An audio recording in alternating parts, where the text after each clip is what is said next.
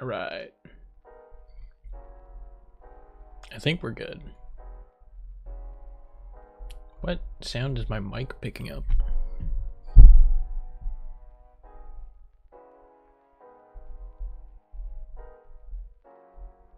Hello? My mic is being very sensitive. Why is it doing that? Hang on, I'm gonna pull up my stream. Troubleshooting live once again. The classic.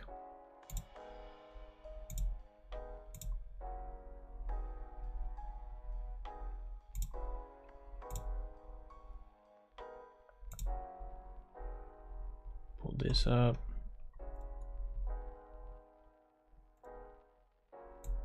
What do I sound this up? It's fine. Okay. What do I sound this up? There's gonna be an echo. Alright.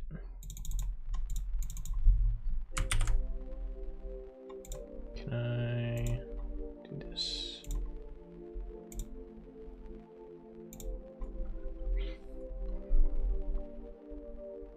Setup stuff. Super fun, super fun. Okay. Cool. Hopefully that's working. Am I crazy or is my camera off?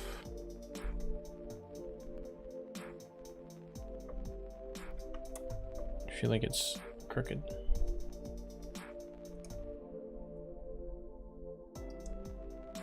Why is it doing that? Yo, what's up? Cole. I feel okay. That's probably better. You see me, fantastic. I can't see you. The magic of streaming. Okay. Put it up. So here we go. So as per the title of the stream, I am going to attempt to improve movement. Game over. So this is what it looks like right now. It's pretty uneventful. There's just this area. It's a green slorb, yes.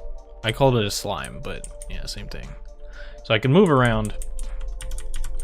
I'm the little knight dude up in the top. I can move around, the enemies can move around, but nothing actually happens. They don't do anything. It's all just movement. But I have to press the arrow key. You might be able to hear it. Also, I just realized I'm peaking the mic a little bit, so let's turn that down. Okay. So I have to hit the arrow key. You might be able to hear it through my mic, but I have to hit an arrow key every single time I want to move one tile, which is not great. I want to be able to just hold down a direction and move in that direction. And then there are some other camera things that I want to do. I can hear it. What's the point? You dodge them or attack them? Not yet. That is not a feature that is in the game yet. It's literally just you can move around. Why is the debugger telling me I have an issue? Invalid pipelines cache header? I'm sorry. Oh, is this because I updated my graphics driver? Is that why it's getting mad at me? Okay, the error went away, so maybe that was it. Okay. So there's no attacking. The enemies don't attack you, you don't attack the enemies. Nothing happens. Fantastic. Quality game. I'm gonna charge $15 for this. So let me think. I think first things first is I want to make a toggle, essentially. So instead of having to press the button every single time you want to move one tile, I want to have a toggle button that you can press, and then you can just hold a direction and you'll just move in that direction. So that'll be thing number 1. Do I have like an input thing? Input map. There we go. That's what it is. New action. We'll call it run. Bam. Run. Let's have it be. Should it be shift or control?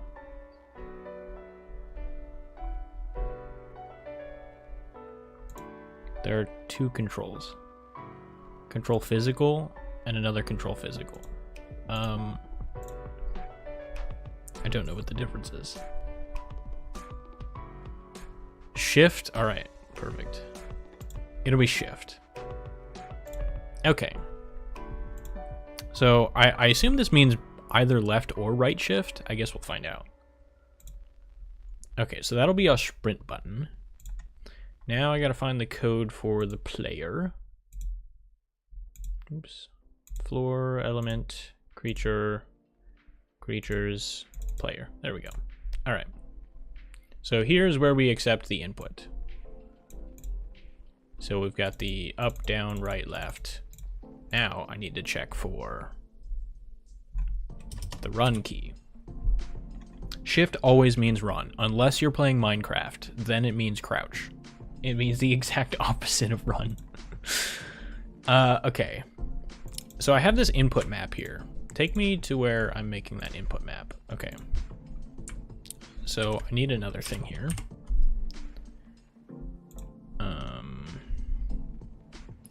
Input for run. Input.run. And I'm gonna be honest, I'm not entirely sure what this is for. Just for move on action, action name. Okay, that's because of this guy. Gotcha. Run. I think that's fine. Okay. Input accept time, exactly. So basically, I'm asking, is action pressed? Returns true if the given action is being pressed and is not an echo event, unless allow echo is true. Okay.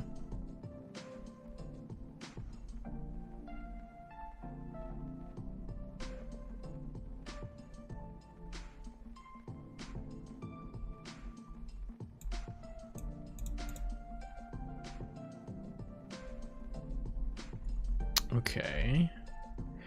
So, oh. Yeah, all right. So what that means is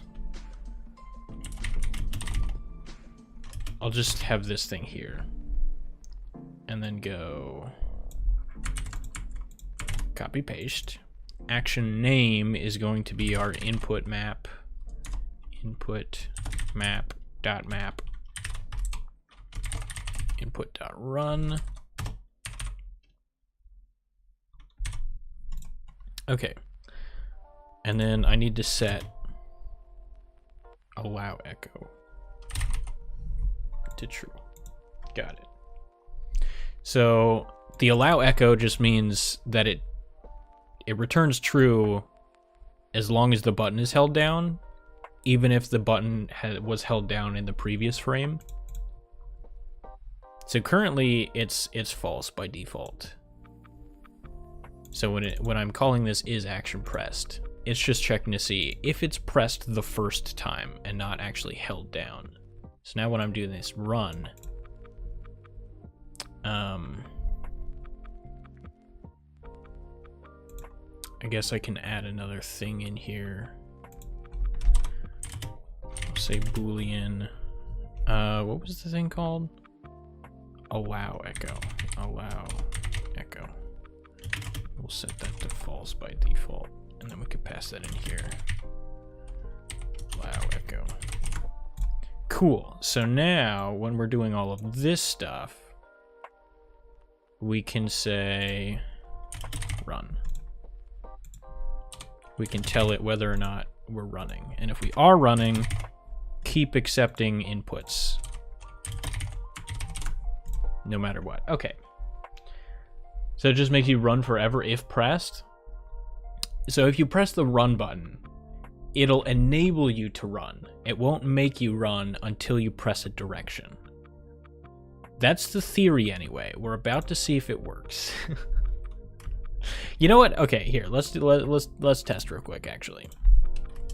So I'm gonna do gd dot, what is it, print? Is running pressed. What's the, is it $sign here? Yeah, there we go. Run. Okay. So now this will print out whether or not we're actually pressing the run button. Let's test it. It should be in the, like this bottom panel here. Down here. Okay. So it's false. Oh my goodness, we have so many errors. Okay, let's pause. What is the error? Input map action run doesn't exist? Did you mean run with a capital R? Hang on. Did I name it the wrong thing? I named it the wrong thing. I used a capital R instead of a lowercase r. Okay, great. Thank you. All right, let's test it again. So it's false. I'm gonna press the left shift button, and it's true. Why did it flicker to false? What?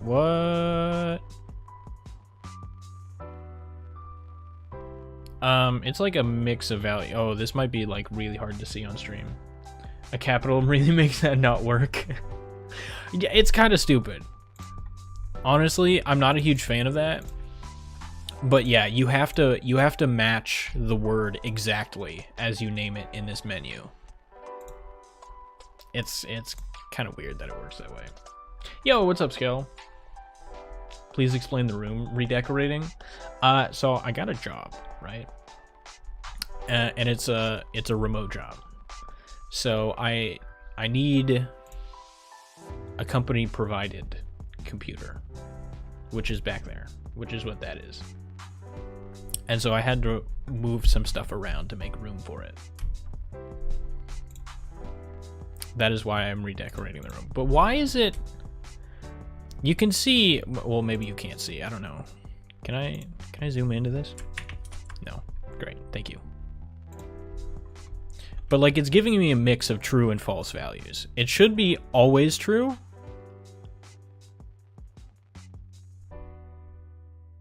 Okay, so it's giving me false values when I move my mouse.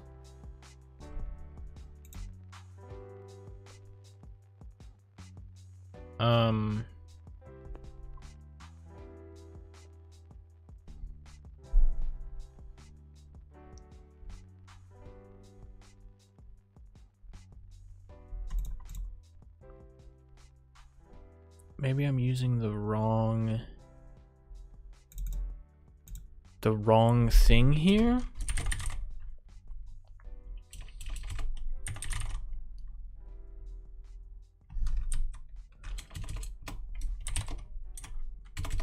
So go dot input. What do I do here? Action release. Is action pressed? So I was doing an event is action pressed. Maybe I need to do this guy. If you're pressing the action event. Okay. Let's try that. Go dot input. Let's try this. I just got a job, 21 an hour to start Sunday through Thursday, 1 p.m., 9:30 p.m. EST. Is that the one you were telling me about? I think you told me about multiple. I don't remember which one this is. I also bought Baldur's Gate 3. I figured you would. I hear it's a really good game. Okay, I'm gonna press the shift button. And it turns true. And when I move my mouse, it stays true. Fantastic. Okay, now I'm gonna press the right shift button. And it's true. Okay, perfect. So either of the shift buttons work. Now we get to actually test the movement. So if I'm not holding shift, and I try holding down a direction, I'm gonna hold down right. It just moves me 1 square. I'm gonna keep holding down right, and now I'm gonna press I'm gonna hold the shift button. It didn't work. Okay. Oh, there it worked. I just have to I have to press the shift button first, I guess. See? See, it like makes me sprint. Zoop. Zoop. That's weird. I'm not a huge fan of that. Getting ice cream? Ooh. Oh boy, what flavor? Okay, we can get rid of this print because I know that's happening.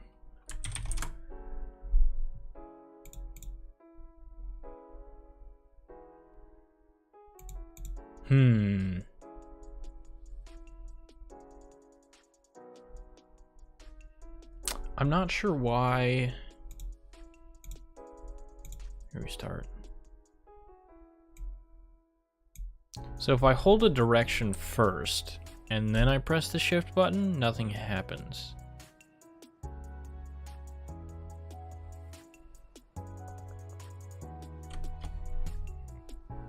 It might be because I have to use this again.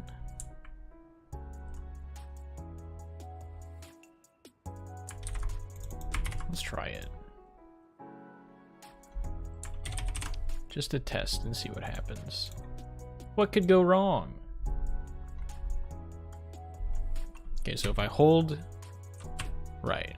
So if I hold a direction without pressing shift, then it does the sprinting thing, which I don't want.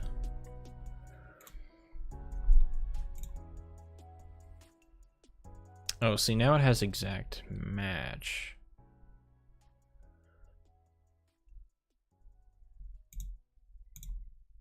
I might actually have to do something stupid here.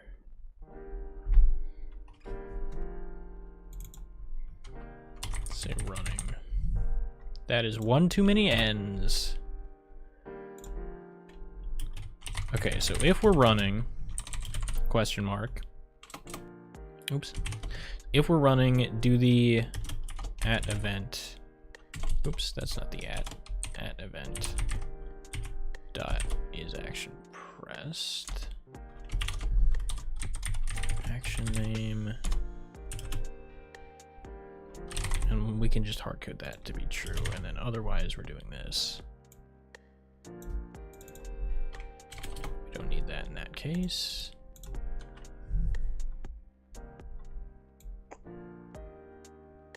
Okay, why IntelliCode? Go away.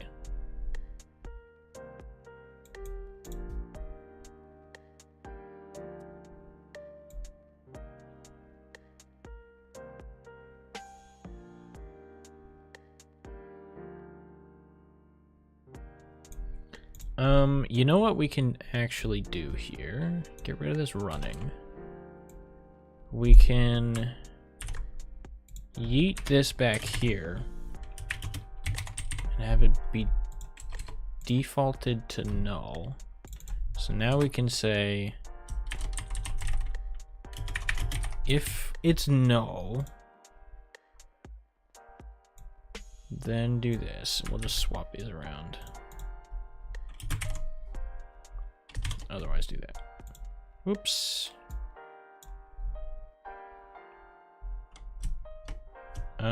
Get rid of this guy. Format everything. Okay. Now it's gonna yell at me because everything is not formatted properly. This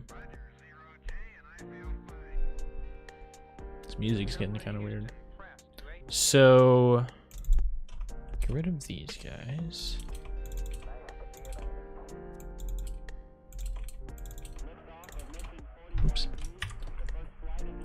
And then we'll say run.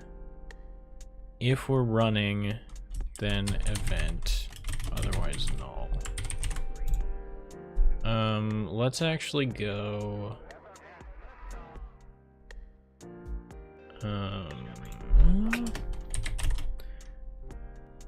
Move action event, and that's going to be equal to this.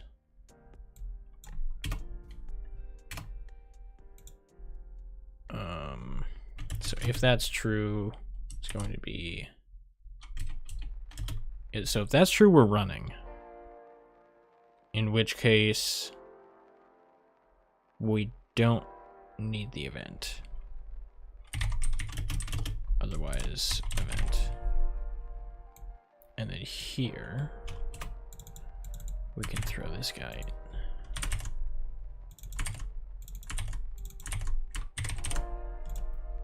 Okay. I did not do a very good job of explaining what I'm doing, but it should work. I say, and watch it not work at all. Okay, so if I hold a direction, it didn't work. Okay, great. Awesome. Do I just have it inverted? Hang on. That's interesting. I'm standing still and everything else is moving. Okay, I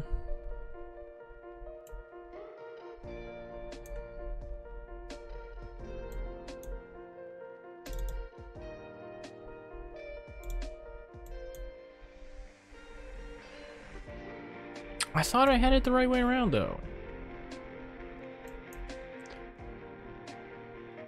Oh. Never mind, that needs to be go away, right? I think. Let's try that. He just has anxiety. He's just hanging out in the corner. Everybody's kind of freaking him out. Okay, so I hold a direction without holding the sprint button. He just moves one at a time. Fantastic, that's what I want. All right, now I'm gonna press the shift button while holding the right. And he just stays in place. Dang it. This is not what I want to happen. If I hold the run button first, it still does the same thing. Okay. At least the behavior is consistent. It might not be what I want to happen, but it's consistent. And I think I know the issue. I think I need to wrap this in parentheses here. Yeah. Order of operations. You actually need to execute the movement in addition to... Okay, so I'm going to move to the corner here. I'm going to hold the right button, and now I'm going to press run. Look at him go! Nice. Okay, now let's test. So I'm going to hold the run button first, and now I'm going to press right. Yeah, it works! He's zooming around. Look at him go! There is kind of... Oh, that's weird. You can like, oh my. If I spam the movement buttons while holding run, he like zips around the place. That's neat. I don't know if I want the game to work like that, but that's neat. It's also running very quickly. Oh, okay. This slime is blocking me in here. Can you stop? Okay. He's zooming. So now we have another issue. So you might be able to tell. Every time I move, the camera kind of like lags behind, right? It does a smooth transition to the new square that I'm going towards, which is okay. It's not exactly what I want to happen though. What I want to happen. Let me rephrase. So we've got running, right? We have the ability to sprint. I want to change what happens when you try to walk. Because this game is entirely turn-based. And it could be the case that a single turn ends your life. So if you're in a very dire circumstance, and you know you're navigating menus and whatever, you're using the movement arrow keys or whatever, and then you exit a menu and you accidentally press a direction key and then you die, that'd be terrible, right? So I want to avoid that, and the way that I want to avoid that is by essentially having a confirmation. So when you press a direction while not holding the run key, it won't actually move you. It'll just like highlight the square that you are attempting to move to. And then you have to press the direction key a second time in order to confirm. Otherwise, you could just press the run button and then, you know, go all over the place, do whatever you want. That is rather quick though. I think I might add a setting in here that's like a cooldown.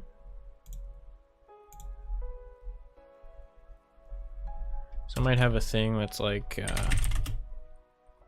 run cooldown. What should that be? That'll be like date time. Can we do that if I use system?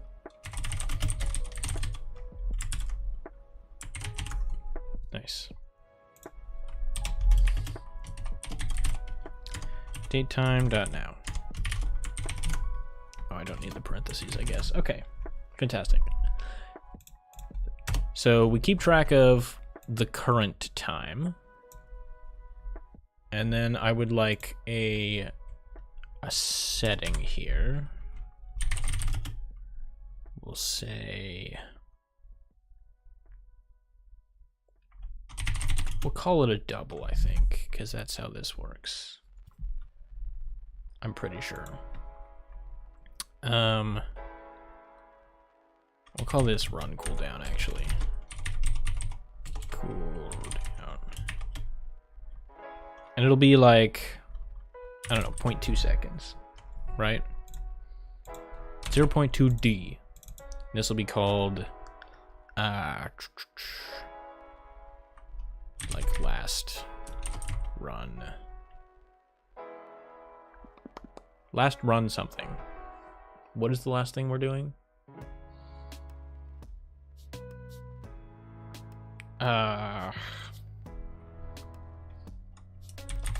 Action. Sure. Wait, hang on. I used this time of last frame. Okay. Let's do that then. Time of last run. That's gonna sound weird, but just go with it, alright? Trust me. This also needs to be static. So now what we can do is we need to test to see if we can run. And that's going to be, let's go back here where I'm doing this math. Don't pay attention to this comment, all right? I struggled a little bit with this portion of the code. So, you know, don't, it's fine. It works. Okay, so this is what I'm wanting. So now, and we called it time of last run. Dot total seconds is greater than run cooldown. So that's can run. So what we want to do actually is put this into an if statement. So if that happened, then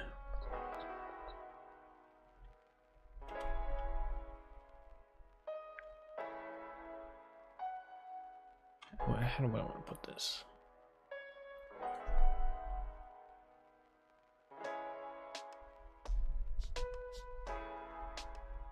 Because I want time of last run to equal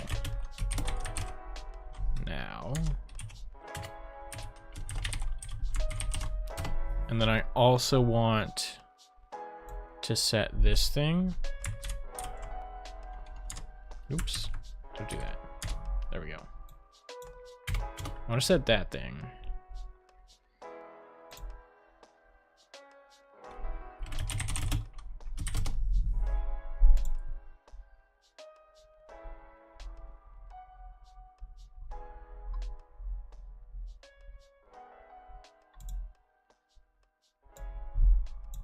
I think. So I have this defined out here. Oh, that's just gonna be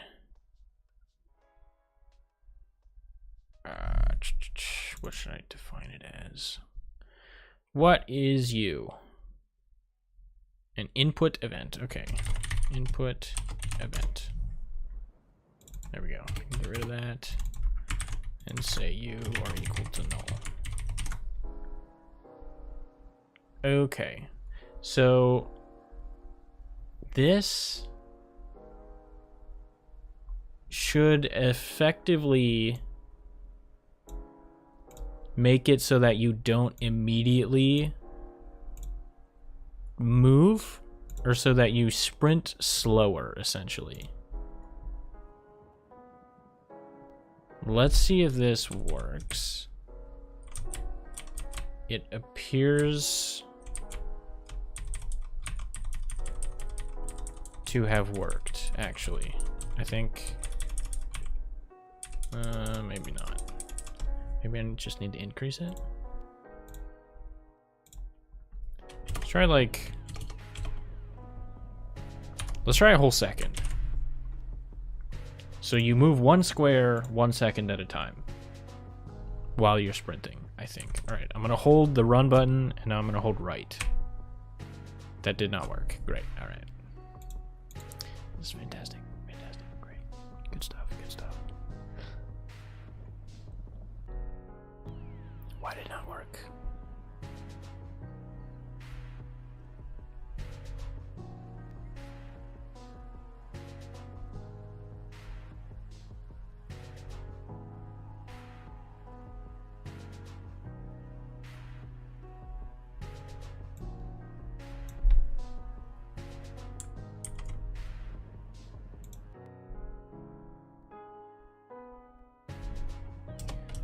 Let's print this out. Maybe I'm doing something wrong. Maybe. Okay, so it's... That looks right. I don't know why it's printing out twice, though. Should not be printing out twice. It's printing 2 numbers. Why is it printing 2 numbers?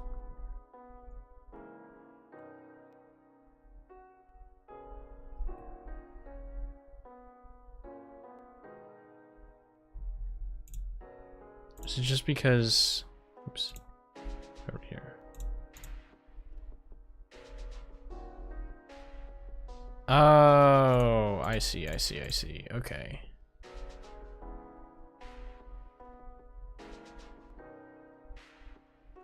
Gotcha. All right, so I can actually put this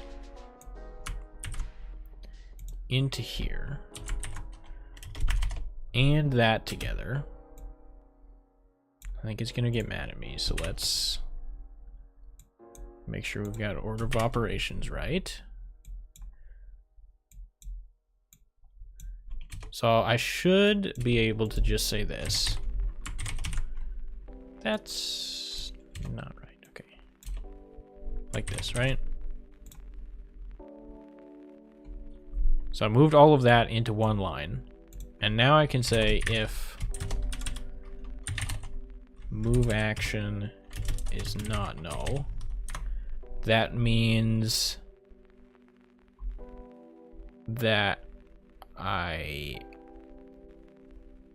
am not running. So if this is null, that means I am running. think. So then we put this guy in there.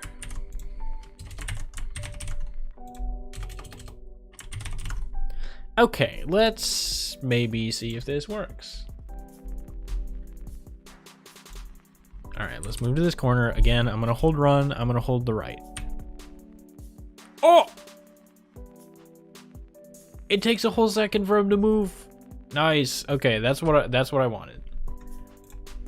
That's what I wanted. I just wanted to add that delay. So now we can go back to like 0.2. So it's not incredibly slow, but you know, you still be able to tell what's happening while you're running. You know, it won't be instant. You'll still like, you know. I think, yeah, if you spam the button, you can actually move faster than regular run. Oh my gosh. You can move faster than regular running if you spam the button. But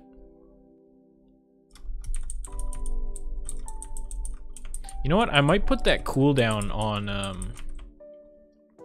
oh no, I shouldn't put the cooldown, because if you're walking, you have to hit the button twice anyway. So that's like a okay.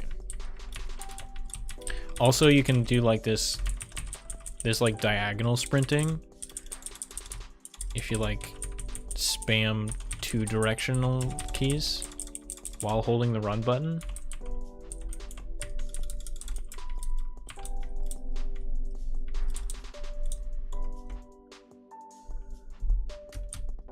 Hang on. Yeah, I feel like I think I'm changing my mind now. I think this run cooldown needs to be. I should rename it to like movement cooldown. Movement. Time of last. Movement. And then we'll just say.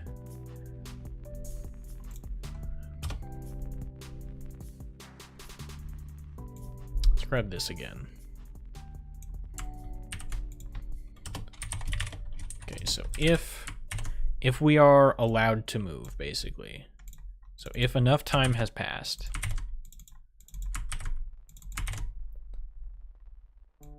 Get rid of this stuff.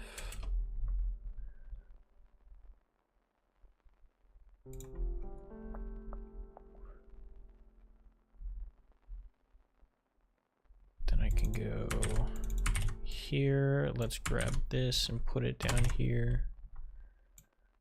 Don't need that. We can put all of this stuff into that if statement. So basically, this is going to check to see if the cooldown is up. And if it's not up, it's not even going to allow us to move at all, whether you're trying to run or not. So that's going to basically prevent you from spamming the button and being able to zip across everywhere, because I don't really want that to happen. Okay, let's head to the corner. Hold down the run button. Okay, fantastic. Now if I do the thing where I try to spam, yeah, I still move.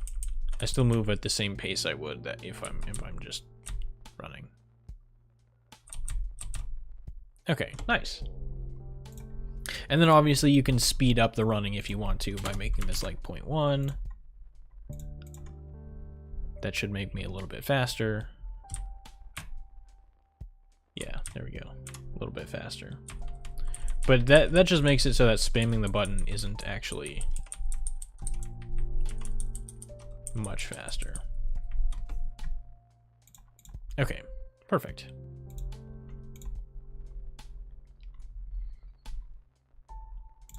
I'm just gonna mark this as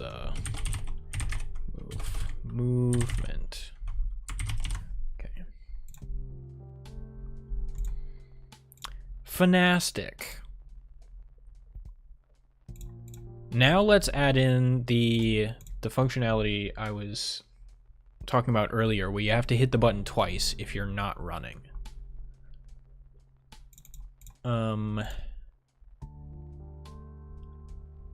So this is a little bit confusing, so I'm gonna leave a comment here. is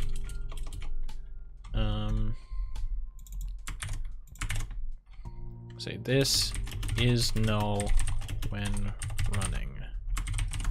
Okay. So that'll basically give me an easy way to test whether or not I'm running. Okay.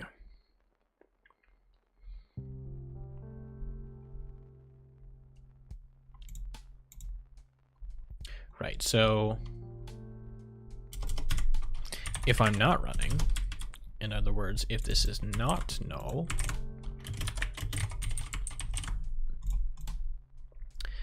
then when I do this,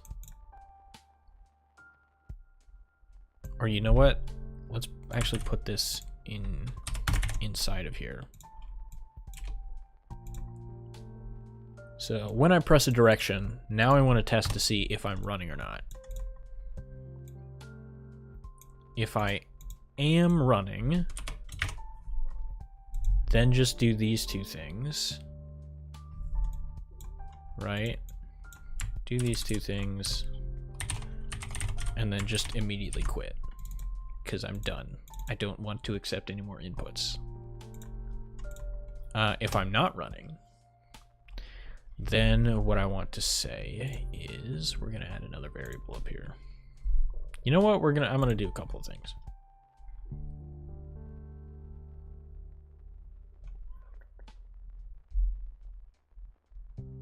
Yeah. I think I want it to be inside of player here. Public enum looking direction. I'm just gonna have up, down, left, and right. Thank you, autocomplete. I want it as a list though. That does present a bit of an issue because now I don't know which, because if I do it this way, I don't know which direction is being pressed because these are all being lumped together.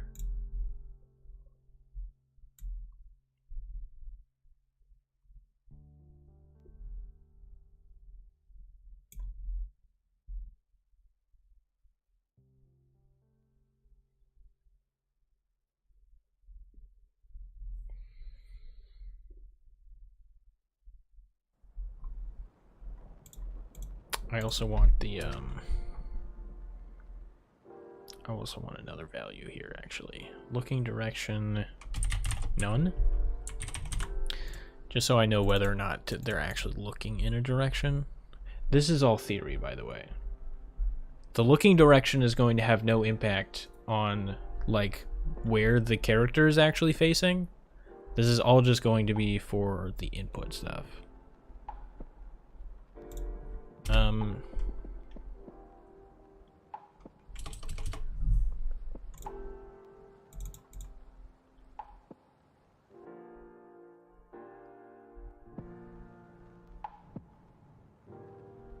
How should I do this? So when you move up, right?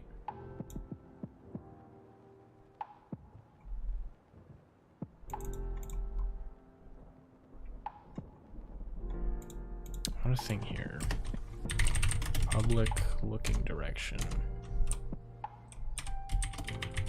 Looking direction. It's going to default to none.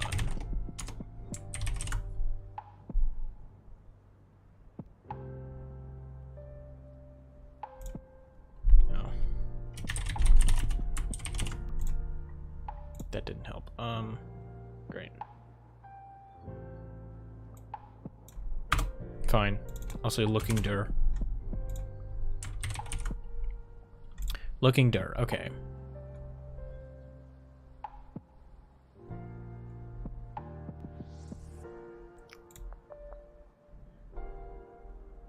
I'm trying to think of the best way I want to do this.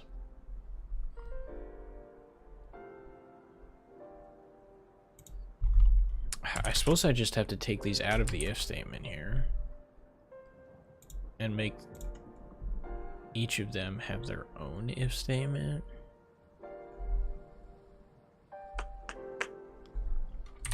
kind of annoying though that I have to do it this way.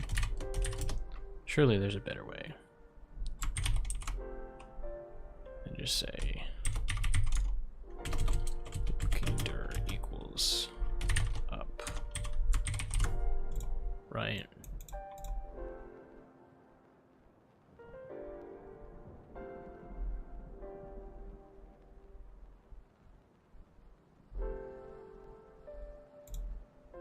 Or maybe I could just have a...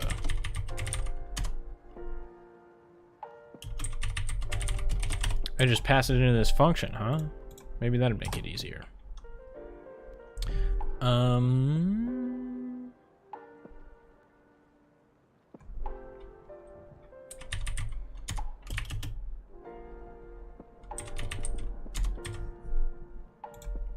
Make that capital. There we go. Okay. And I think I can put this back inside of that if statement. Oops. There we go. Oops. Okay. Formatting, please work with me. And then I can say looking direction dot. This one's left. Just do the same with all 4 of these. This could maybe be done in a better way, but it's fine. Okay, and then this one is up, this one is down, and this one is right. Oh, I missed my or here. Or. And it's yelling at me. Oh, right, because these need to be capital. Should have just typed in the name. There we go. I'm gonna reverse the order of all of this stuff.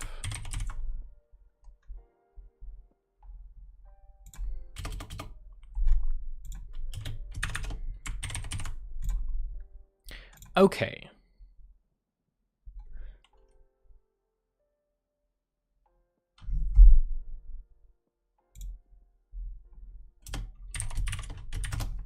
Hang on.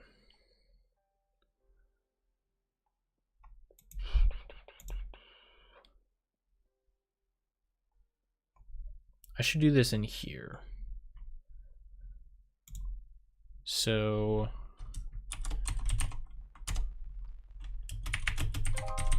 okay, so if this is null, we know that we're running. In which case, all we have to do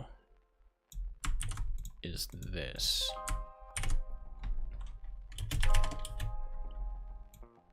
And this guy.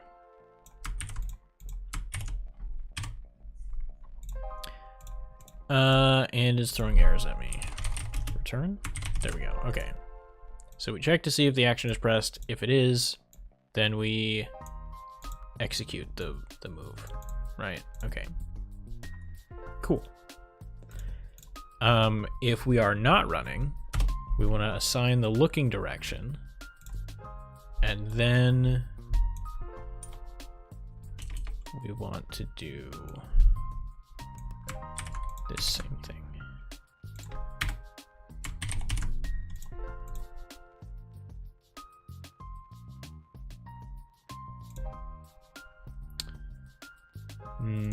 No, actually, we first want to check this.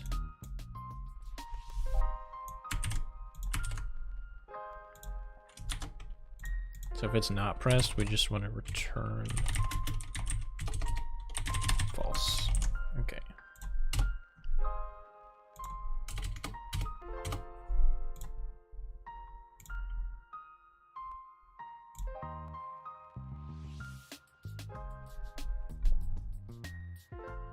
So if we're sprinting, we want to execute it. If we're not sprinting,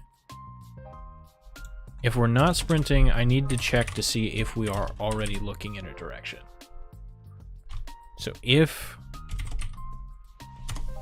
looking direction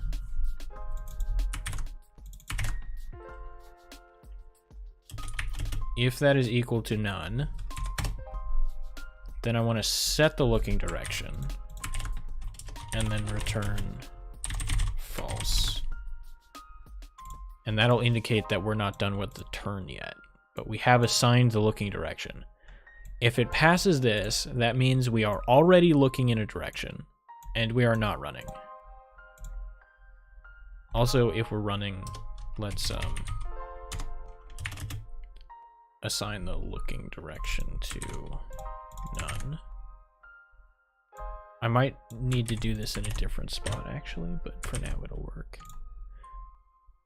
So if we are already looking in a direction, then I need to check if... Oh, hang on. God, this is...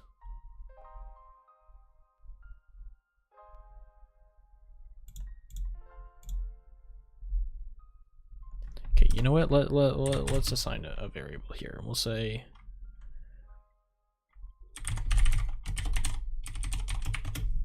action pressed. So if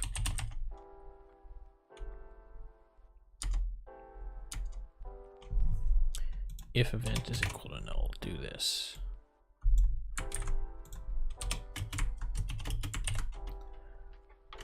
Otherwise, do it this way. Okay. Now, I say if not action pressed, then we're just going to return false because it didn't work. We aren't actually pressing a button, so don't worry about it. Okay, that's out of the way.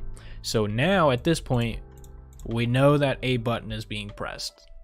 At the very least, you know what? I'll set another variable here, running, and that's going to be equal to this. Should make things slightly easier actually.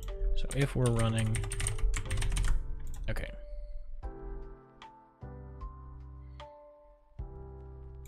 So if we're not pressing a button, don't do anything.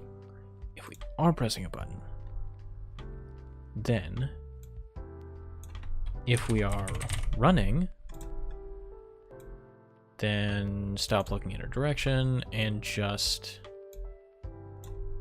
execute that. No need to do checking because we've already done the checking. Just actually execute the movement. Okay. So if we're not running, then we need to check to see if we are already looking in a direction. If we are not looking in a direction, then look in a direction and return false. At this point, we are definitely walking and we are definitely looking in a direction. Which means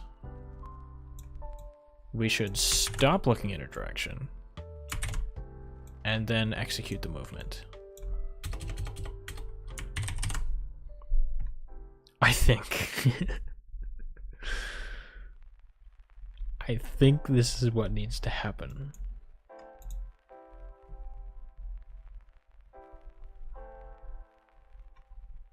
This isn't complicated at all. This makes complete sense.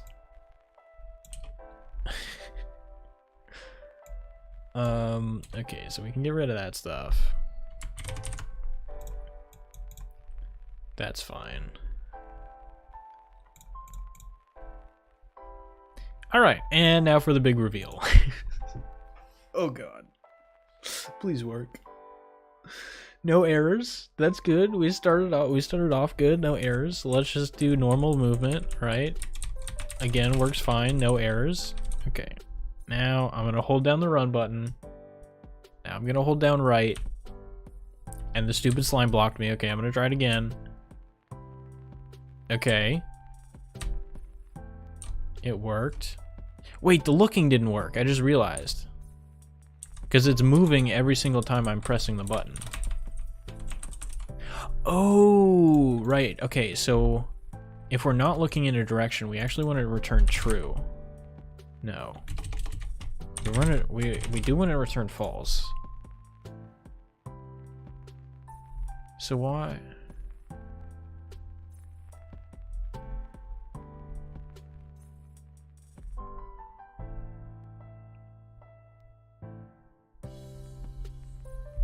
Hmm.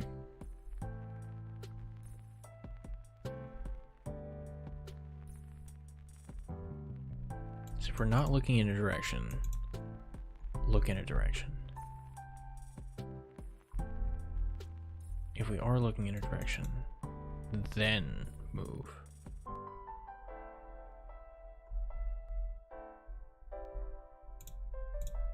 So why is it moving every time I press the button?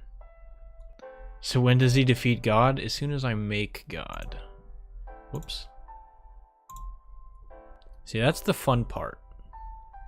In order to destroy God, one first has to create God. And at that point, who's the real God, you know?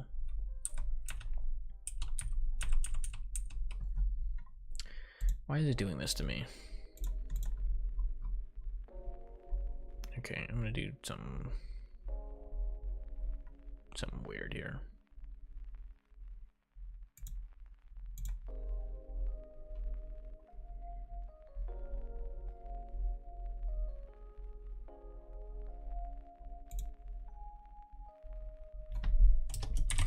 Okay, we're gonna print direction is none. At that point, at this point, direction is going to be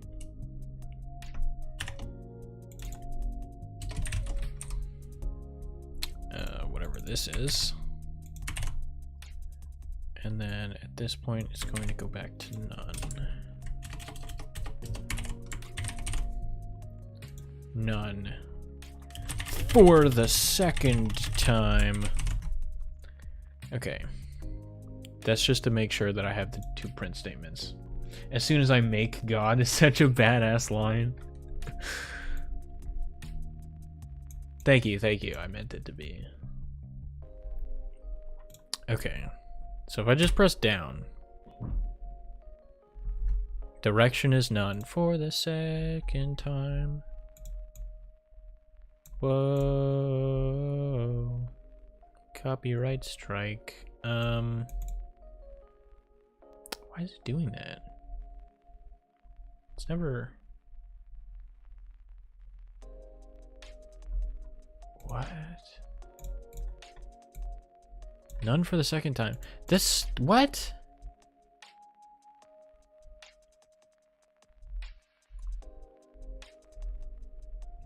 Okay, in order to print this statement... Okay. Follow my logic here for a second. So we're checking to see... I'm checking the wrong looking direction. I needed to check the capital L looking direction, not the lowercase l looking direction.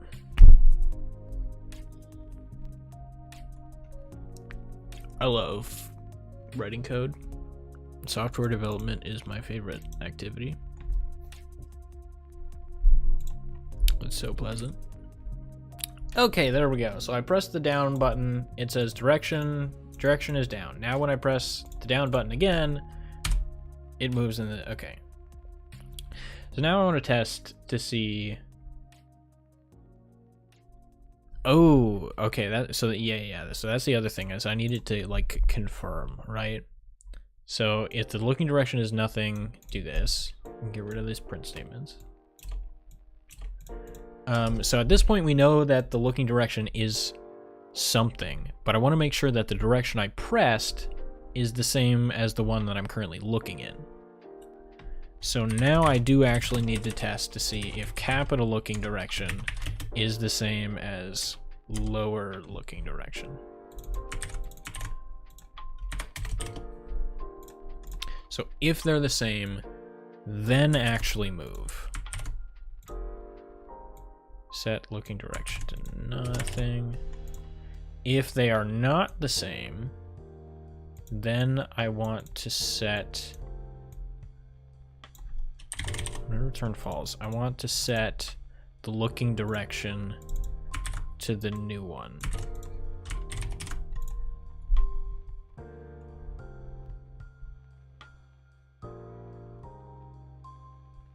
Okay, again, this is this is slightly confusing.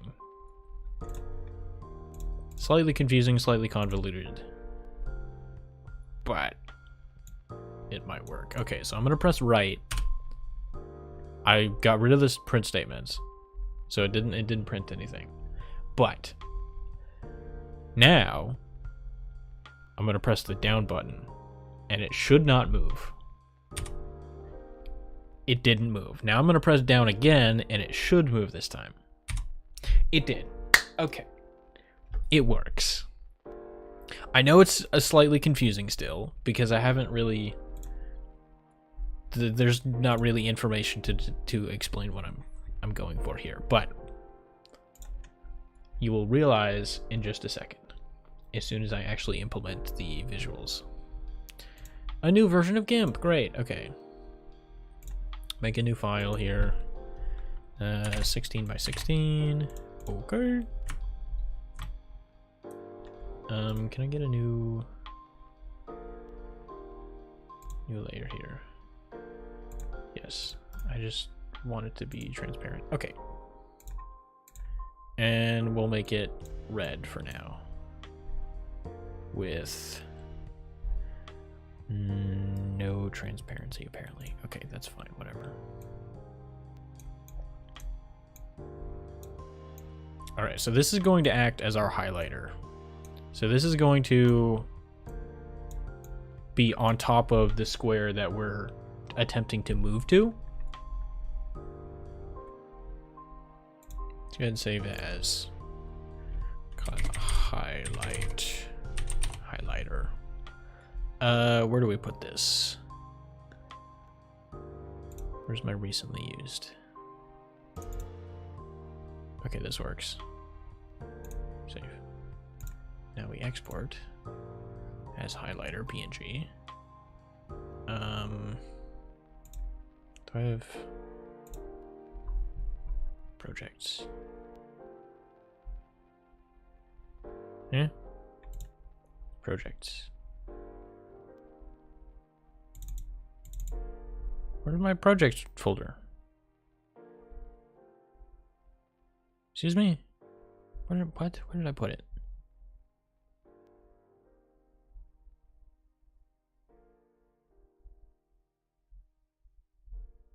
What the heck? Alright, I'm going to show you all my files here. Don't look. Projects. What is this file path? Oh, it's in the D drive. That's why. I always forget about the D drive. Projects. Go dot, a part of you. Sprites. There we go. Export it there. Nobody cares about creation time. Sure. Okay, so now it should be in the project here, and there it is. Fantastic. It's underneath my face cam. Oh, you can like barely see chat on stream. That's not good. I'll change it later, whatever. Okay, so now we have the highlighter. Let's make sure that our code knows about the highlighter. So I have a resource manager here.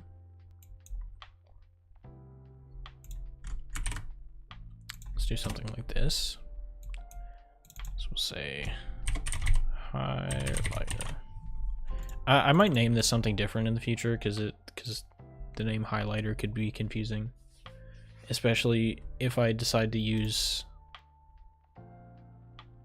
something different for the UI. Copy path. There we go.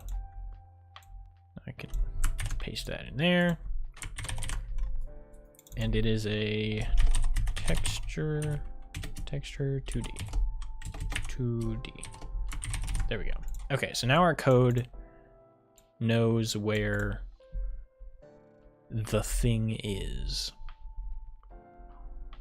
Now all I need to do... How should I do this?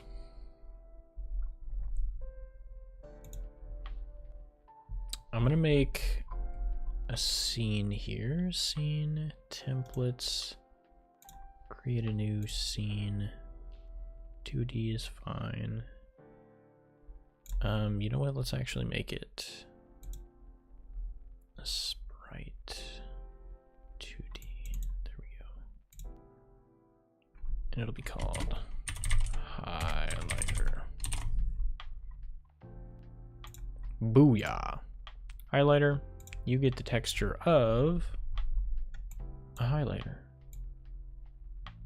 Bam, there we go. Okay.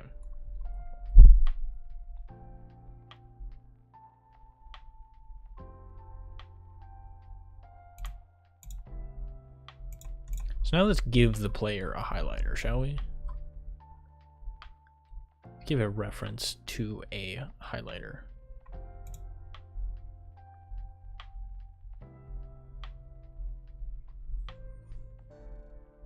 I'm trying to work out how to do this in my head. Okay, so when the player first is created, they're gonna get their own highlighter. So we're gonna say public. I don't actually know.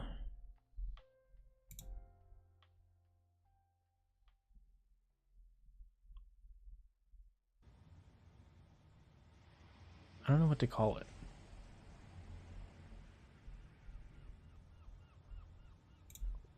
I could just make the highlighter a child.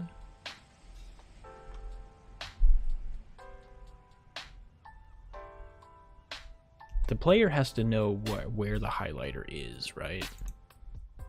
Where should I put that though? So I don't think this actually needs, where is it, our resource manager? I don't think this needs a reference to that actually.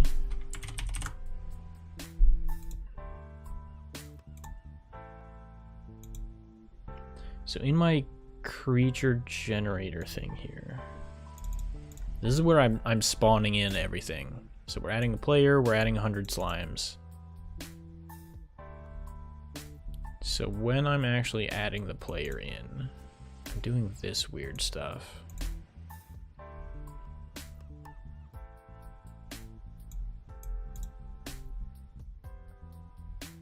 So why not just do this stuff when I create the player? That seems like a much more reasonable thing to do, right?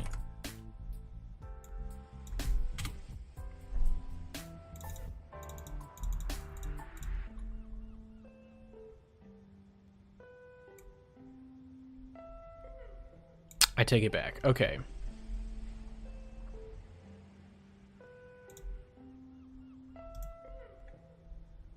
I'm gonna add a folder here called cameras. In that folder, I'm going to add a camera. And this will take care of all of our camera issues. This will solve all of my problems. Okay, get rid of all that stuff. Put all that stuff in here. Okay, this is gonna be part of you dot dungeon dot cameras. Perfect. Sounds great. Okay. You're going to be a public partial. You're going to extend. What are you going to extend? Camera 2D? Camera 2D. Okay. Camera, you are going to be a camera. Fantastic.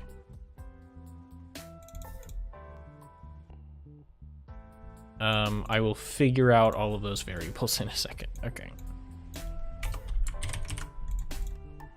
So that simplifies that a little bit. Now what I'm going to do is I'm going to actually remove this camera entirely from the player, because the camera is going to move independently of the player eventually. So like when you are running, the camera is going to try to like move ahead of the player basically, so you have better visibility of what you're running towards. So the camera needs to be not attached to the player, which was the case before. Okay, so now that I've removed that, I still need to give it a highlighter.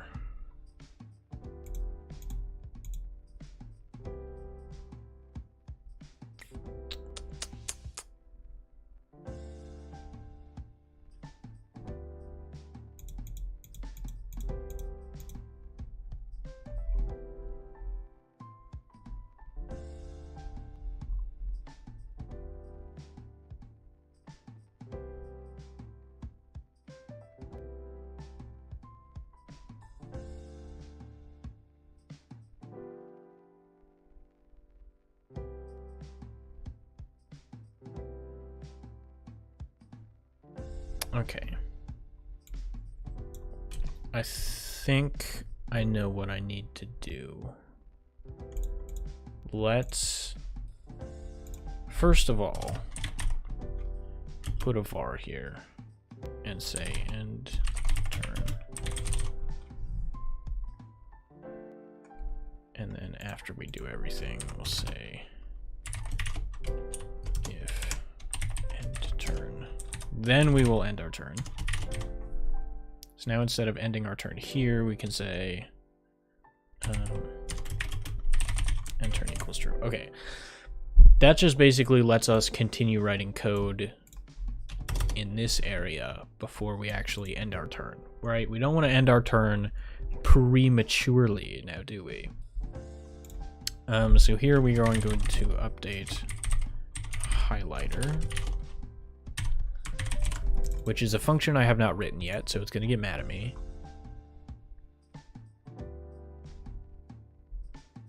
But that's fine, because I will write that function somewhere. Do it up here for no reason. Let's do it down farther, actually.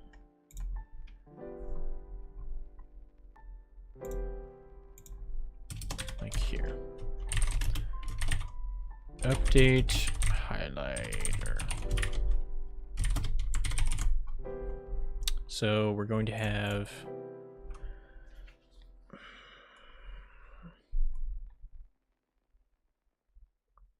it's just going to be a node 2D, I think, right? Or it's going to be a sprite 2D. Ooh. Sprite 2D. Highlighter.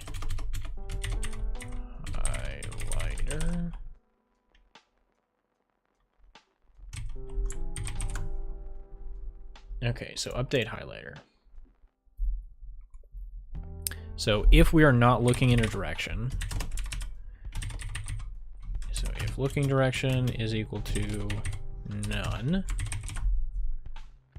then I want to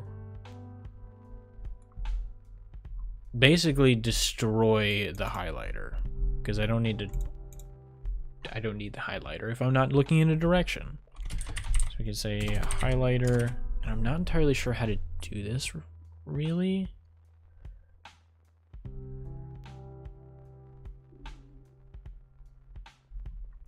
Let me Google it real quick.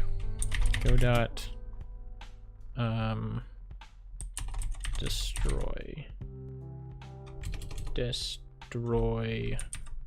node. How to destroy a node.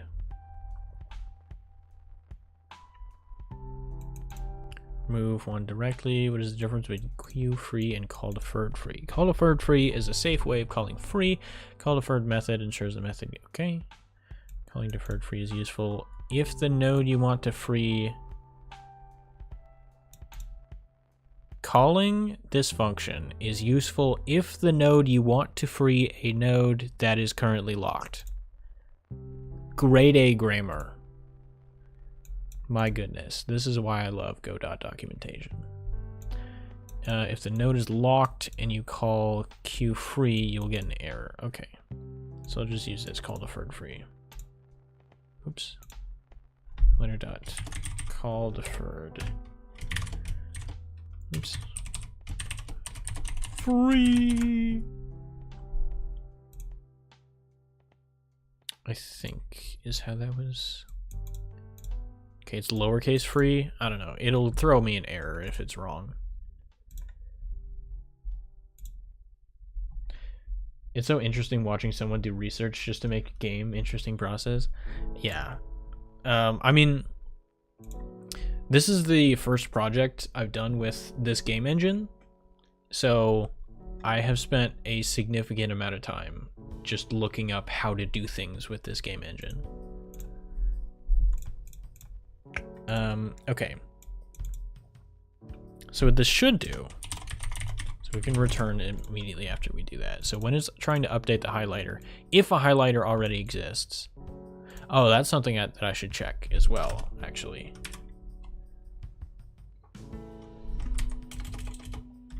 So if highlighter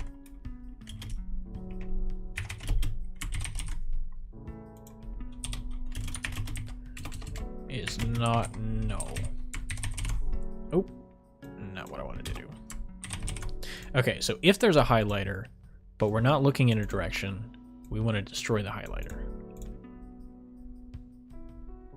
Actually, I want to split this up into 2 if statements.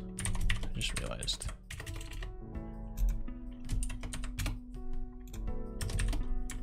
Okay, so if there is not a highlighter, no, sorry, if there is a highlighter,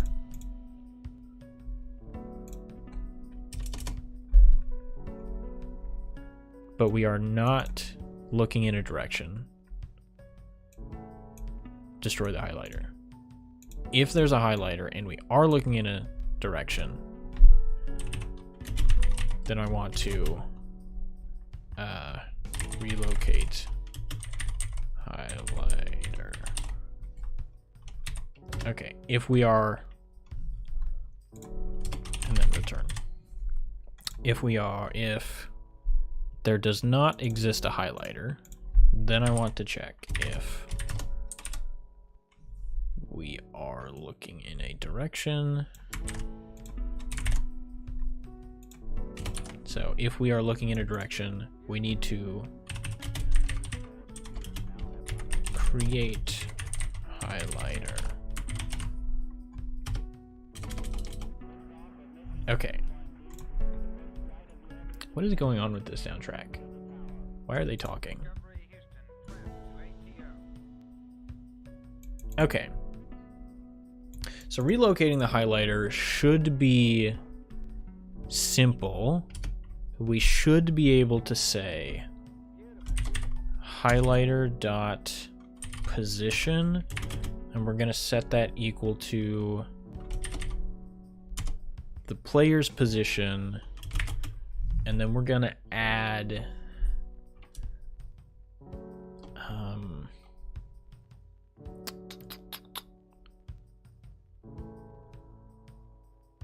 we need to add something, a new vector 2i, and then we need to multiply it by whatever our tile size is. So we say util.tile size. Okay. And then in here, our x coordinate needs to be positive if we're looking to the right. So this is going to have 2 inputs here. So if we're looking to the right, it's going to be +1.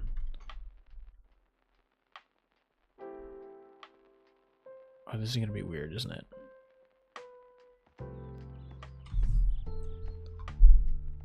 I think I might make a map, actually. Public static.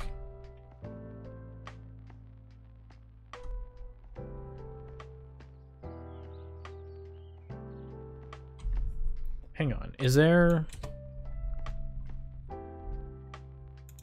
vector 2i dot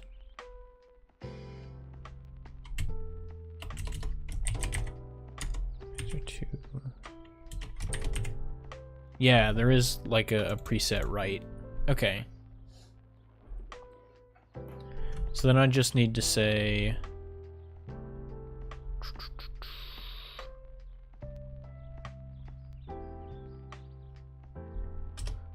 it might figure out what I'm trying to do here. Okay, we're gonna get fancy with it. We're gonna use the switch statement.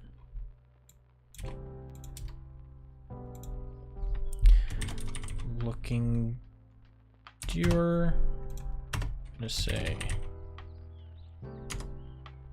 case, start with up.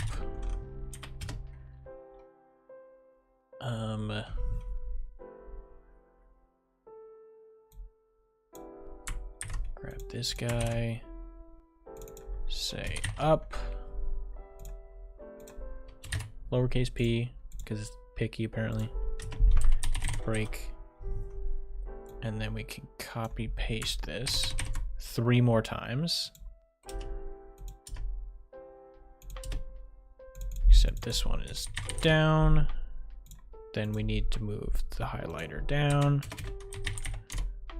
If we are looking right, we need to move the highlighter right. And if we are looking left, move the highlighter left. Okay.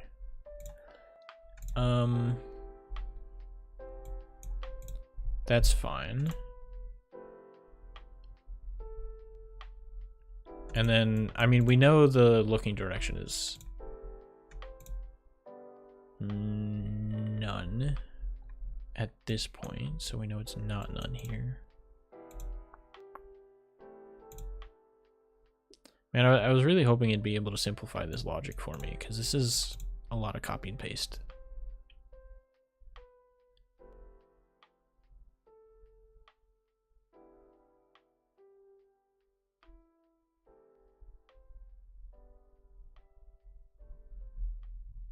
I wonder.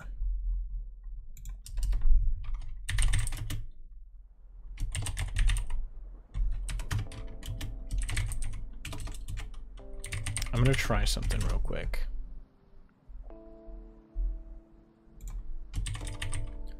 Looking direction. Looking direction. Let's actually do that.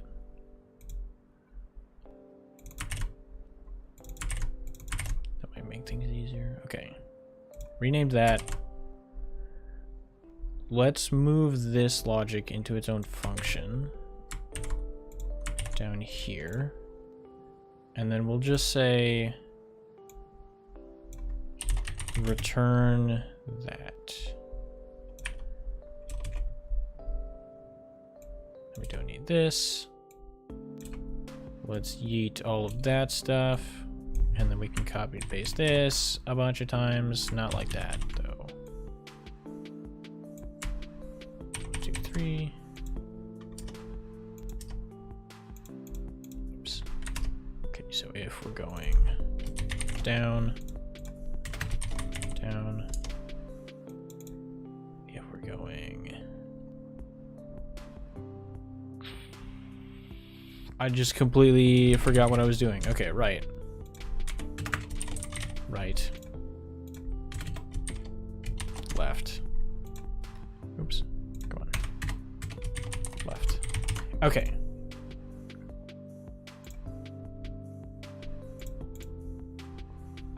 And then default return vector 2i dot 0. Okay. Now it should be able to simplify it for me. There. Okay. This is the logic I was looking for. If I get rid of this, that's fine.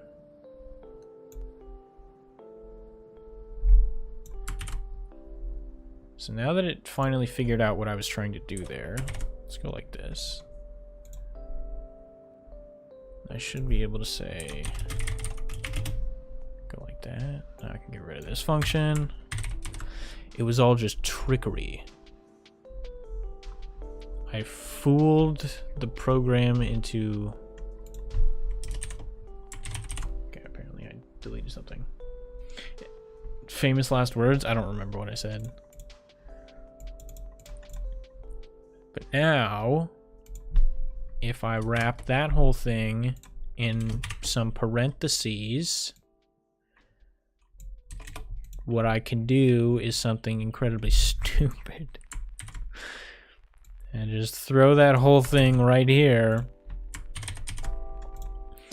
Boy, this looks like garbage, but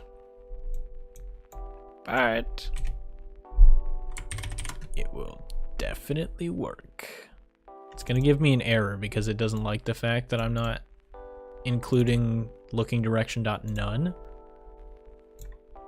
but it's fine. Let's actually create another function here called relocate highlighter, and we'll throw this logic into it, and we'll just call relocate highlighter. Perfect. Okay, and then we need to create a highlighter and then immediately relocate it. So let's create the highlighter. In order to do that,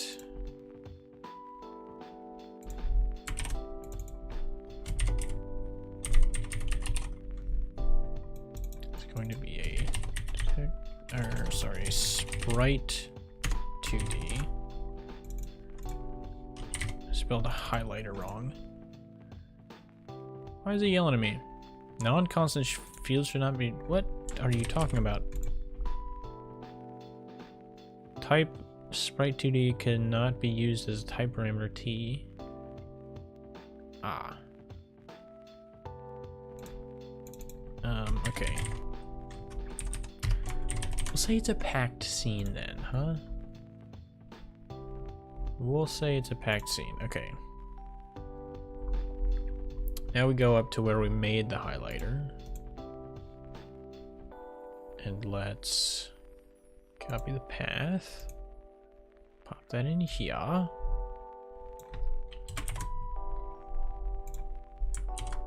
Perfect. So now we have a highlighter. Let's go back over here. We should say resource dot highlighter dot get value dot instantiate. This is going to be a sprite 2D by the time we're done with it. Perfect. And then we'll say highlighter is equal to that guy. So we create the highlighter and then we relocate the highlighter. I don't know where it's going to make the highlighter. We're gonna have to figure that out though.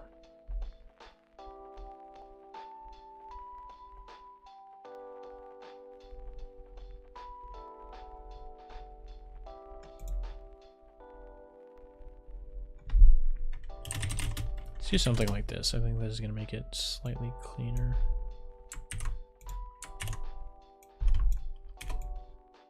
There we go. All right.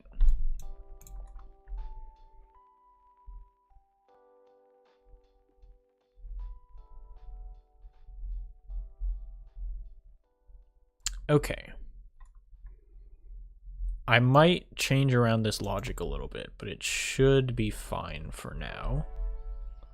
Now the only issue is dealing with this camera. And in order to deal with this camera, I'm going to not deal with the camera. We're going to ignore it. The classic.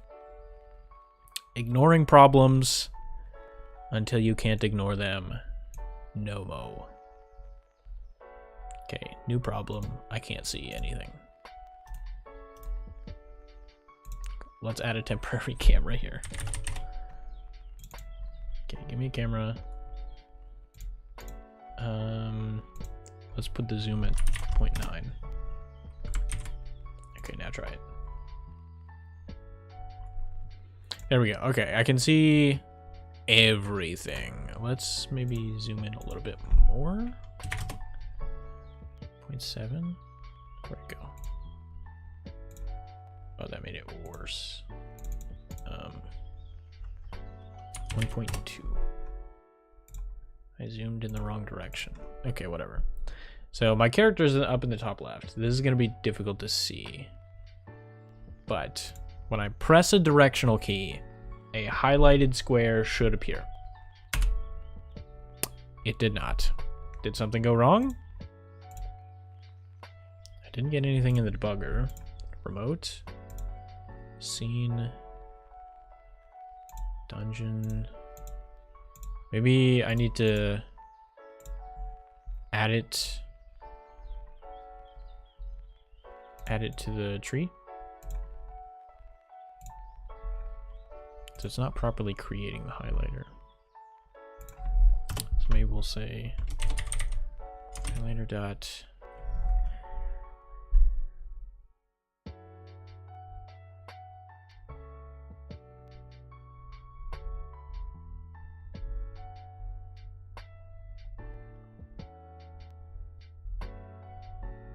maybe like set parent.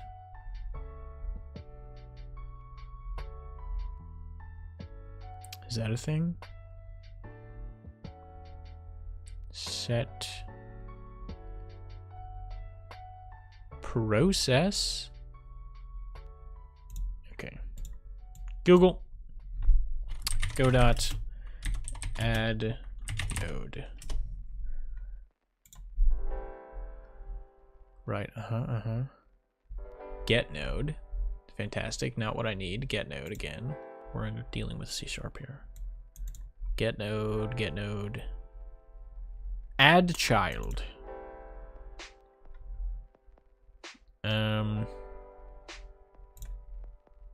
Sure, let's try that.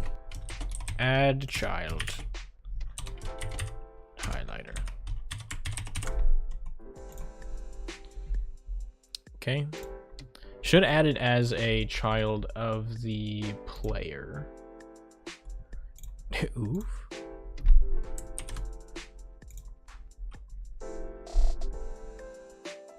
Okay. It still didn't do anything.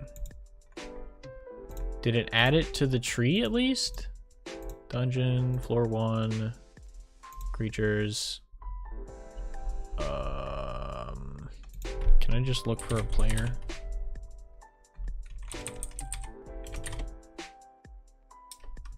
Apparently not.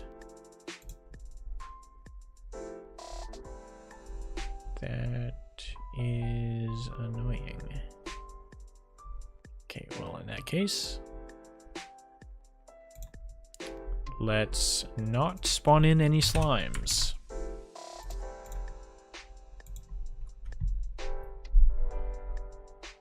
Okay, so I press a direction.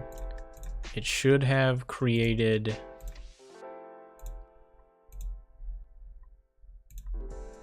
the highlighter, which it did. The highlighter's here.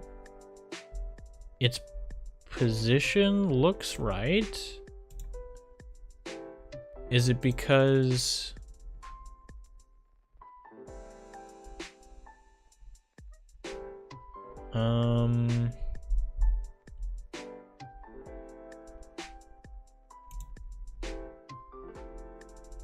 is it because it's hiding behind stuff, maybe? Show behind parent. Increase the Z index, maybe? Did that do anything? I still can't see it. Decrease the Z index to like -3. Still can't see anything.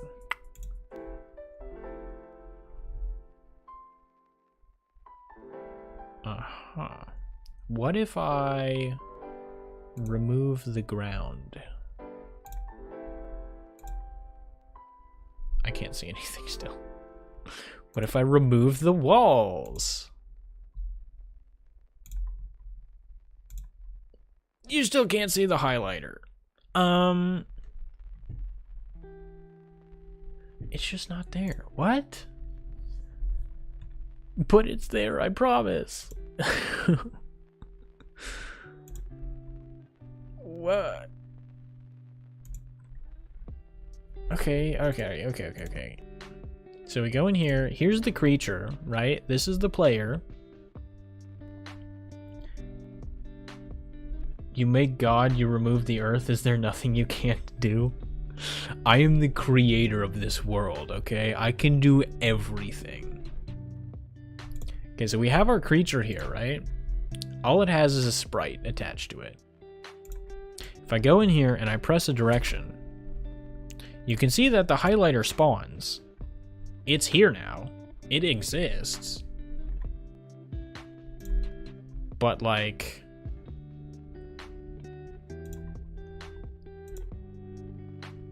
where? You know what I mean? You know what? Like where? Where though? Where is it?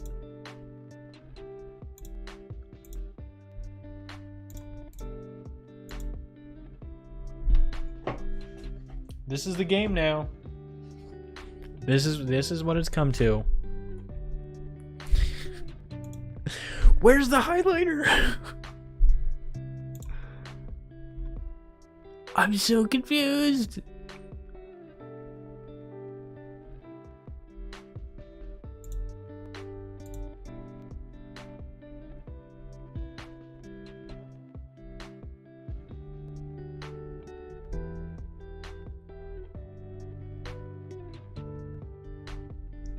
I don't get it. It's right here. Oh.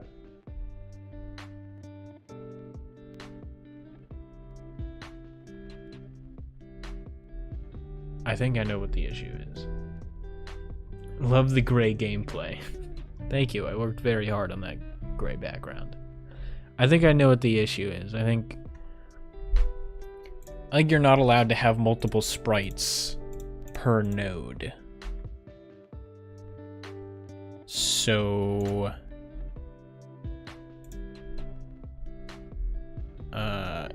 that sucks. Which means I'm gonna change this to just being a node 2D, and then down here I'm gonna say var highlighter sprite is equal to this stuff.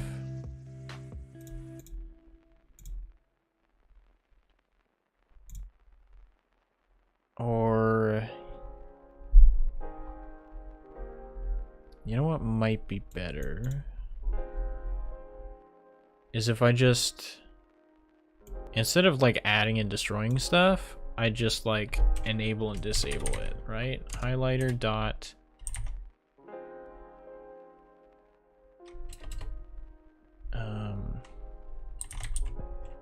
is there not like an enable thing?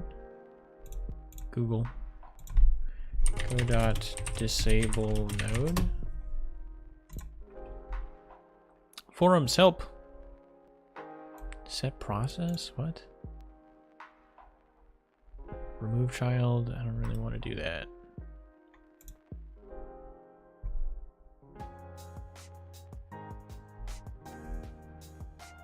Oh, there's just like a disabled boolean, I guess. Dot dis.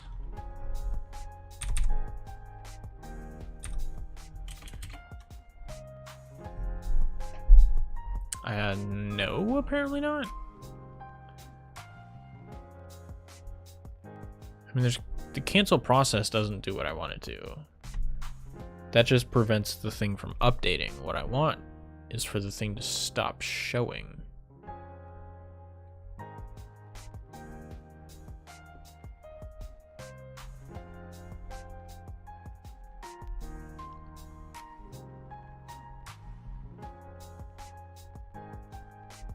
Hidden, maybe? Represents the method that handles the canvas item.hidden event. Hide. Is there an unhide? Or like a show? Okay. Okay. Here we go, here we go. We're getting places. So instead of destroying it, I just hide it. That way I'm not constantly loading and unloading stuff, right? Right. So now, here, I have a public override void underscore ready.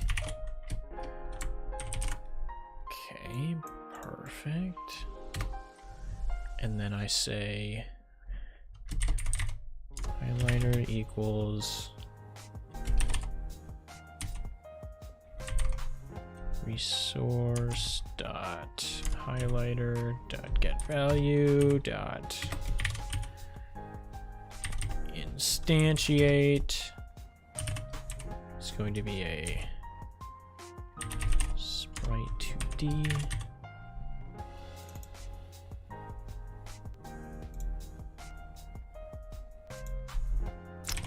Let's go our highlighter sprite. So highlighter is going to be a new node. We can just say new, I think. And then we'll say add child. I might need to add child deferred. You might get mad at me. Highlighter. Highlighter dot add child. Highlighter sprite. Okay.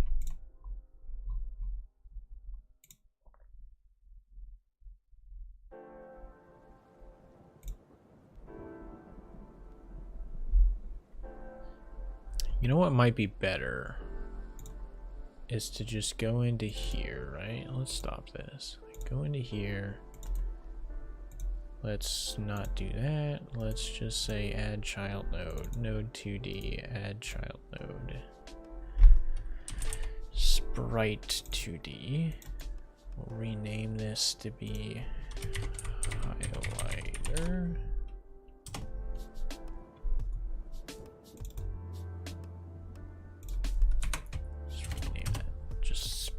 Okay, and then we can give that this guy. Okay. By default, it's going to be invisible.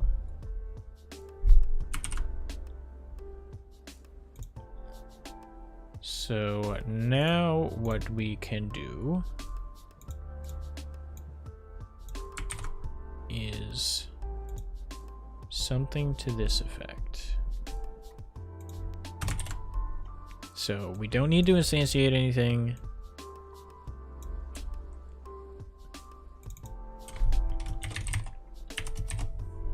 Okay, this is going to be a node 2D and it's going to be called a highlighter.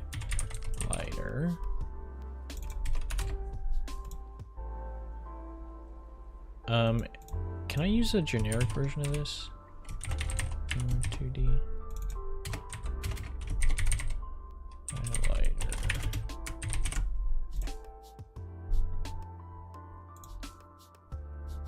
Pattern does not what?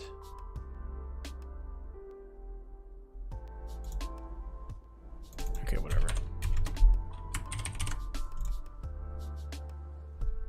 What do you mean? Finds the first descendant of this node whose name matches the pattern. Uh-huh. Pattern does not match against the full path, just against individual node names. It is case sensitive. Yeah, that's what I'm doing. Cannot implicitly. Oh.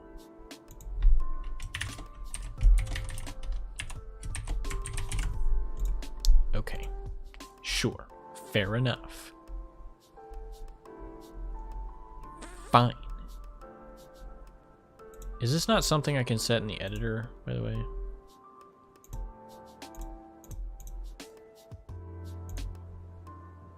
Add metadata? Type.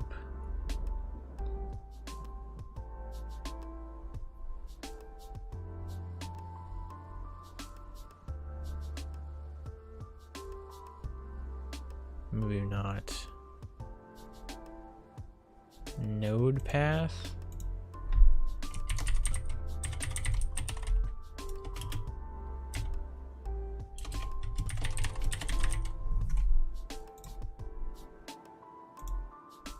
Assign it to this guy.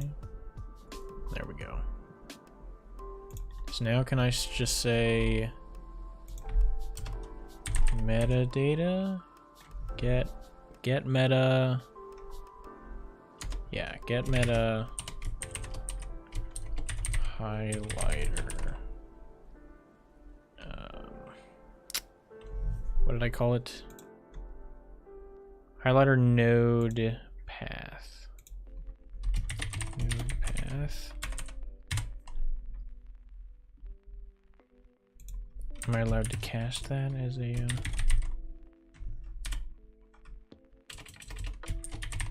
node path?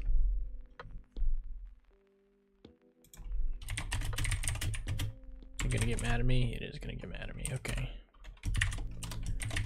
Node path. Okay. And then can I just say get node and give it a node path? Yes.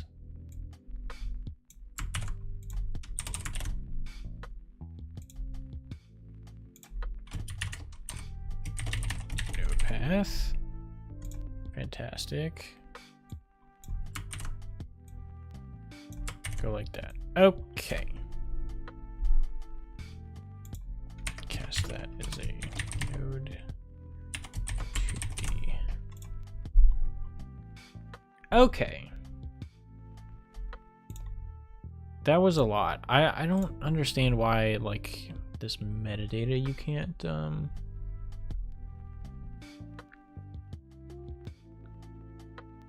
add stuff. Maybe you can. Let me look at this. Go dot add, or maybe expose variable to editor.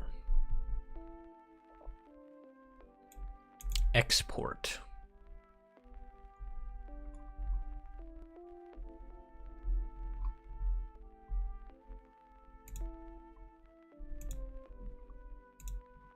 Okay, let's try that.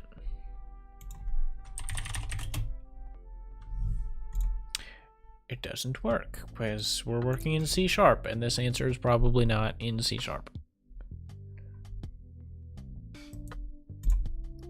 Let's look at the documentation. Yeah. Exports.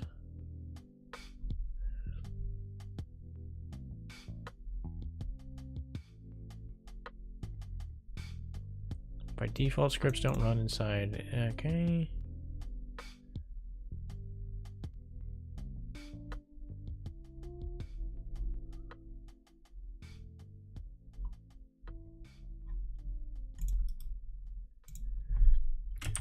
See what just happened? C#.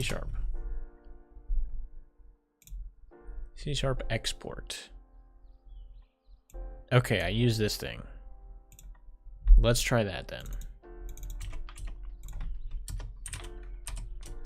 Export. Oh.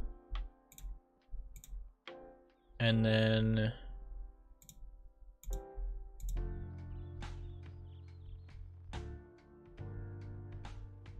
I don't see it.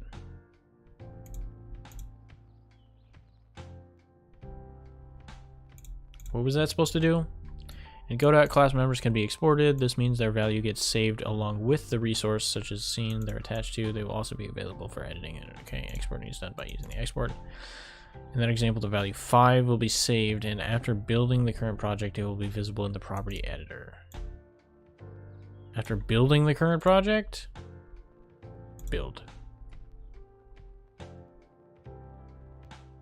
There it is. Okay. So assign it that node. Perfect. So now I shouldn't need that. Oops, I pressed the wrong button. So I shouldn't need that stuff. Go away. And it should just know the highlighter is there, which is perfect. That's actually what I was hoping for. So now I can get rid of this. And I can get rid of the thing I made over here. Yeet. Remove. Okay. Highlighter, go away. Don't save. Now let's see what happens.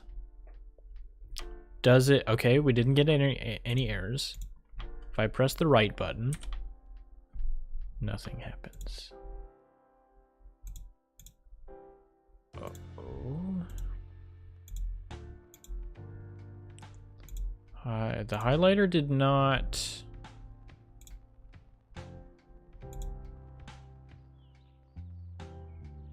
I still can't see it.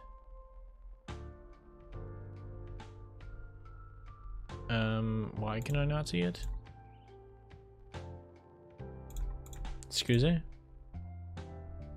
What? Why can't I see it? I guess that wasn't the issue?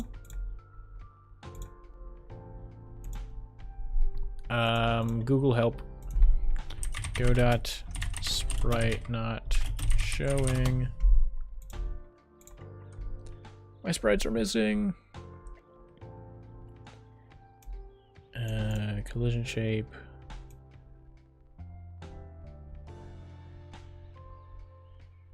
Okay, we do have the eye enabled. We do have an image attached to it. Visibility.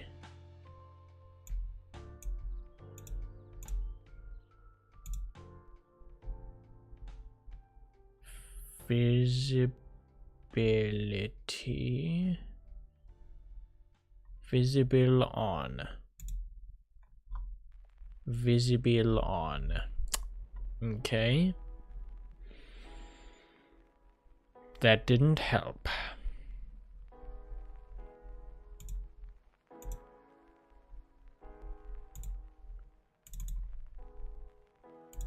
Wait, hang on.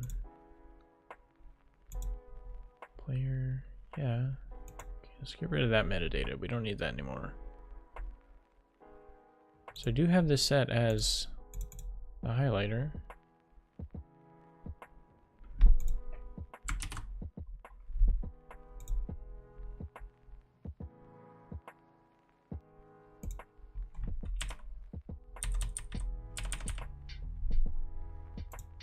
It's still not showing up. It's still disabled. Even when I enable it, it's not showing up. So I don't know what's happening.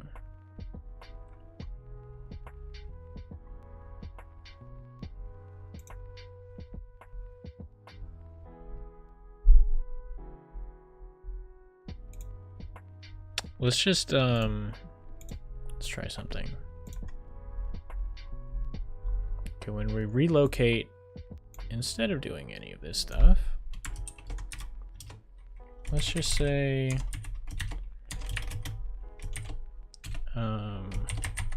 let's just set it to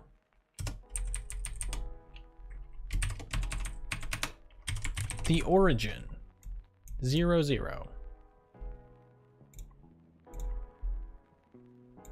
Let's just make sure that it's somewhere on the screen, right?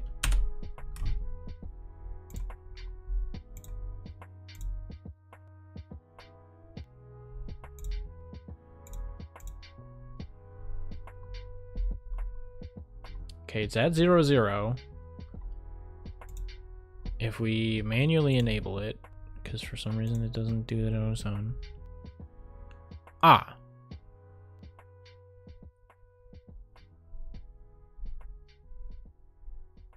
So there it is. Okay. Sure.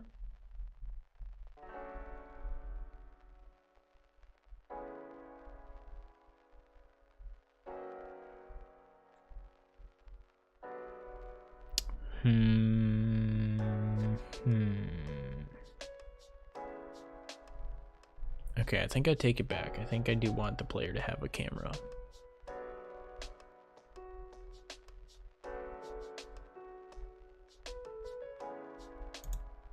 Okay.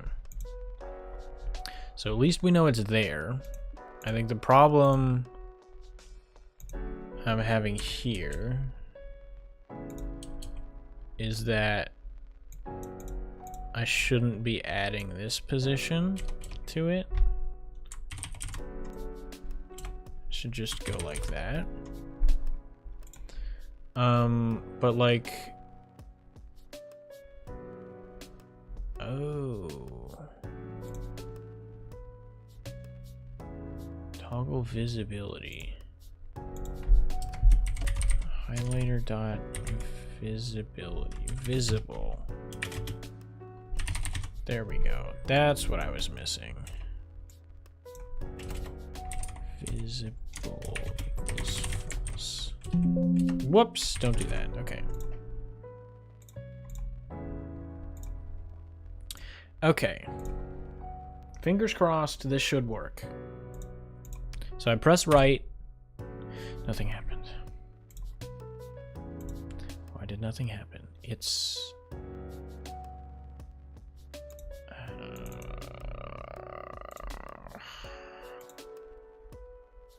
No, not the canvas item.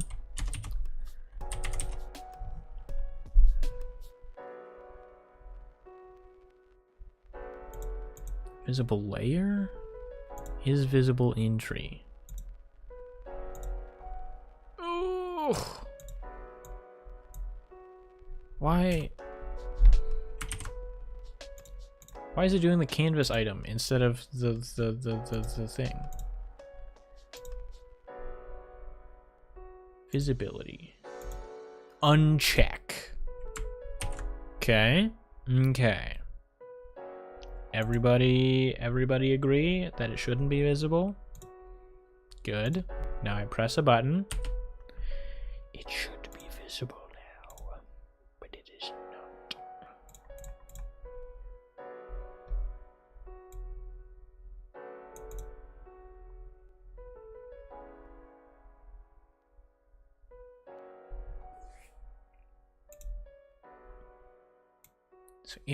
So there's no highlighter.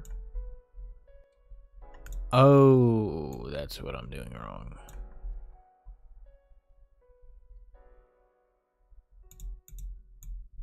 Okay, yeah, get rid of this.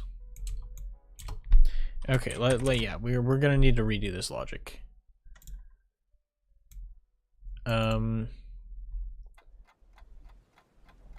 So if we are not looking at anything, stop showing the highlighter.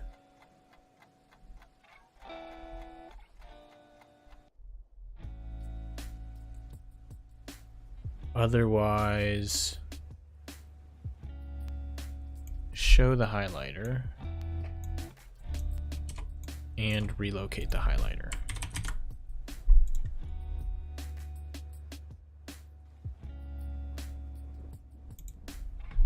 We can also do something like this.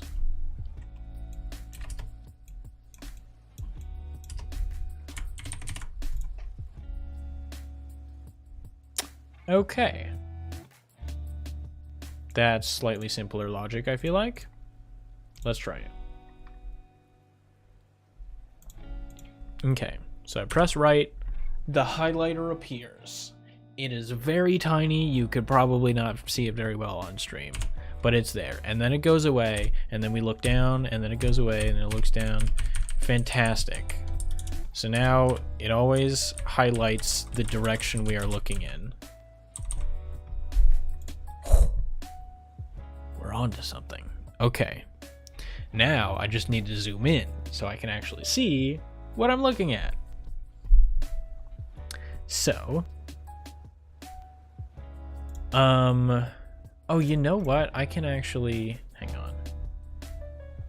Let's rename this. Highlighter. I can put this guy in here. Get rid of that. Okay, rename you because you renamed yourself. And then I can say that guy. Okay. By default, you are Invisible. So that we should still have the same thing. That should have just gotten rid of one of the nodes that was part of the thing. Fantastic. Okay. Now we zoom in by giving the player its camera back. I just wanted to redo the camera, and I thought the camera needed to be separate, but now that I think about it, the camera does not need to be separate. Okay, so let's bring this logic back. So what I'm gonna do here is we're gonna duplicate this, except this is going to be a camera 2D. This is also going to be a sprite 2D now. Camera. Okay.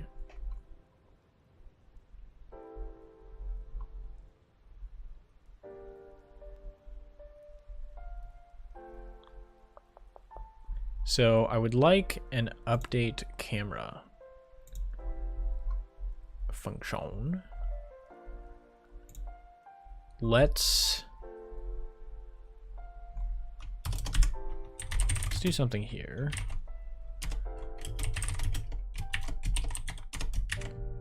Where I initialize the camera settings to whatever the heck this was. I don't remember what this did, but it worked. So why not? Okay, so we know what the camera is. So we can replace it with this guy. So we should be able to say dungeon dot instance dot floor. So that's width dot wait current.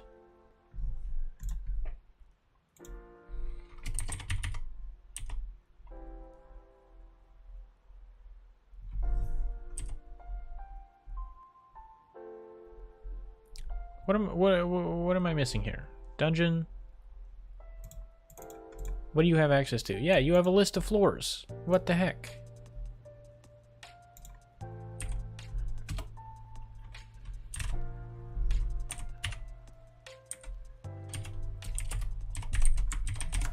What is it getting mad at me for? Dungeon does not contain a definition for floors. What are you talking about?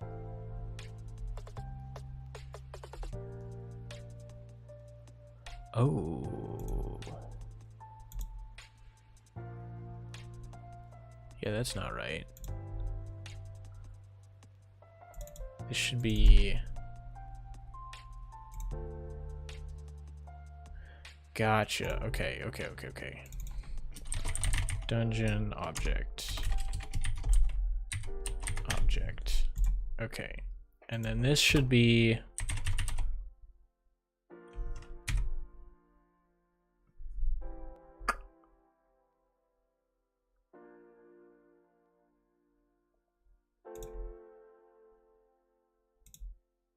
Hang on.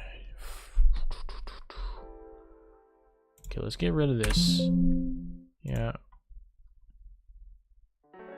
Okay, thank you for closing. Tabbing me out of the game. Elements. So it just has a cell here. But the cell does have a floor associated with it. Okay. So then we could go cell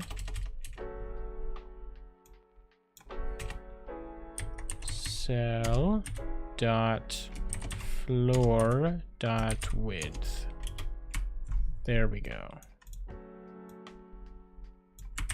We got there eventually, and then this one is height.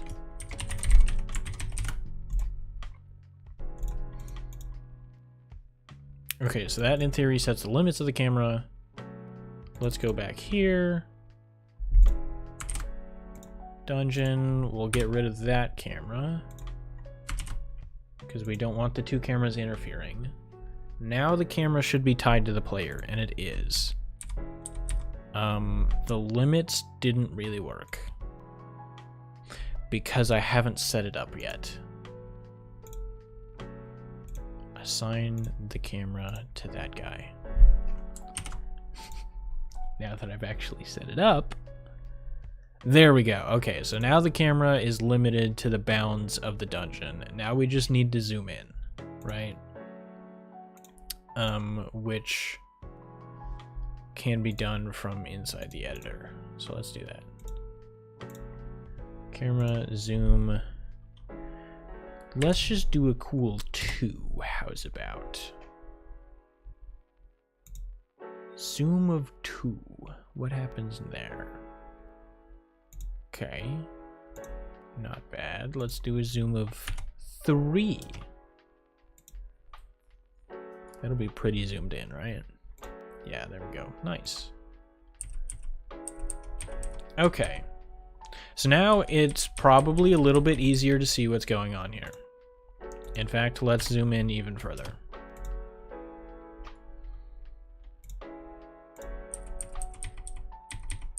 So now you can see that this little highlighted square is popping up, which is perfect. This is exactly what I wanted to happen. So when I'm not holding the run button, I press a direction once and it highlights the square. I have to press the same direction again in order to confirm, because if I press a different direction, it just moves the highlight. So I have to press a direction twice in order to move there, unless I am pressing the run button, in which case I can just hold down the button and it'll move, right?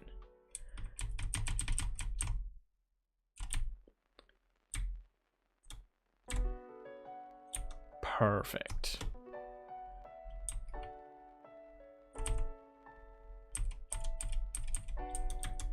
Okay. So now this is the other thing, is that I don't want it to highlight a square that I can't actually move to.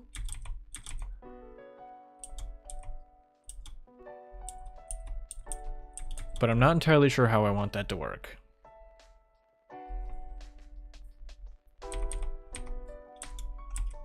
Maybe you can help me with that. So if I highlight a square, right? And I decide, hey, I don't really want to move to that square. I want the highlight to go away. And you know what? I might... How do I determine if I'm running or not again? It's this guy.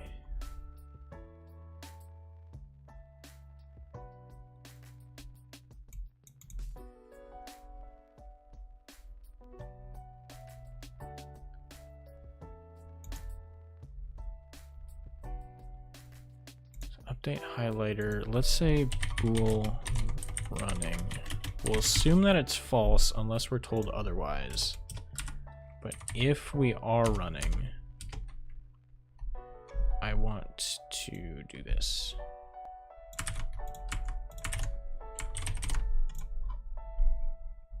And then we can throw this in here. And then we'll say move action event. Not null, or is null.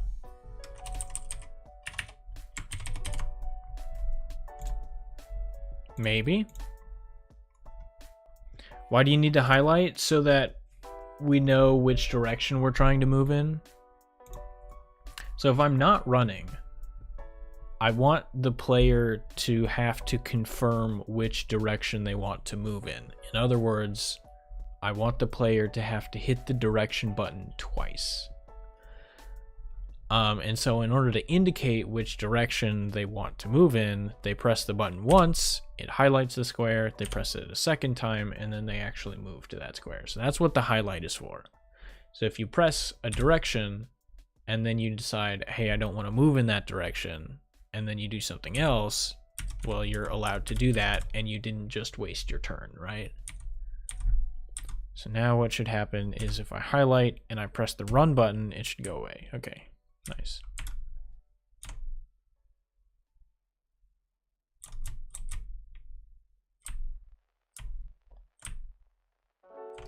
Okay.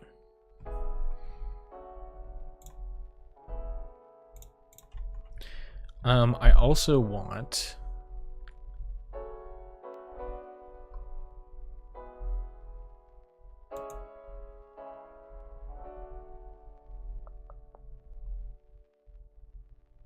you know what? If I'm running, actually. So if I'm running, I want...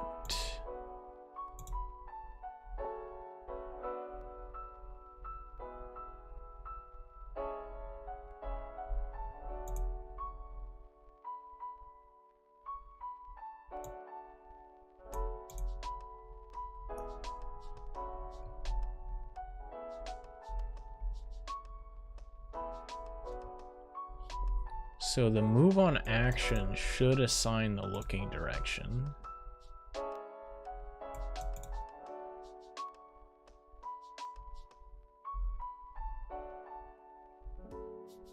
If I'm running...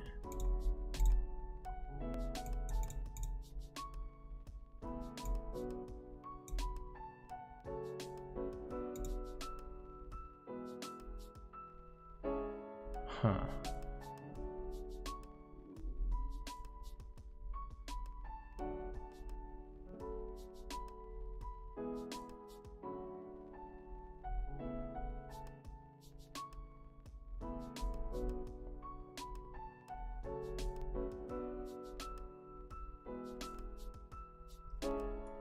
If I'm running, I want the looking direction to be none, no matter what.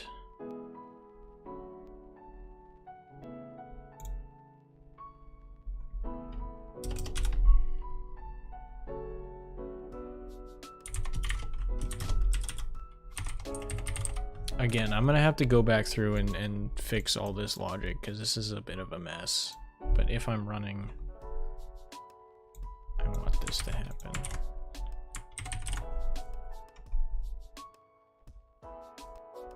See, this should...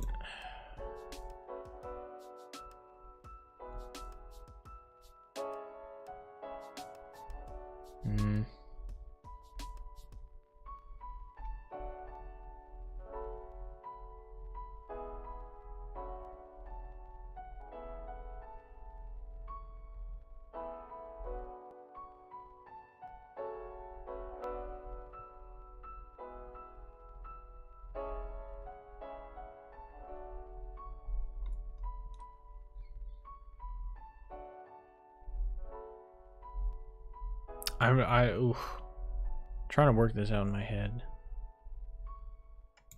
because I think I should move this logic out here.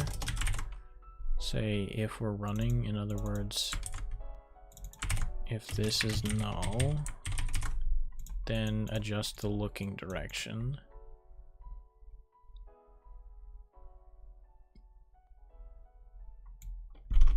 So I don't need to care about that here.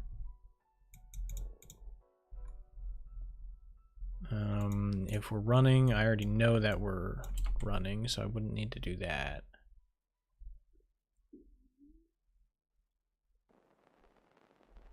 If we're not running, then I need to update the looking direction. Ugh.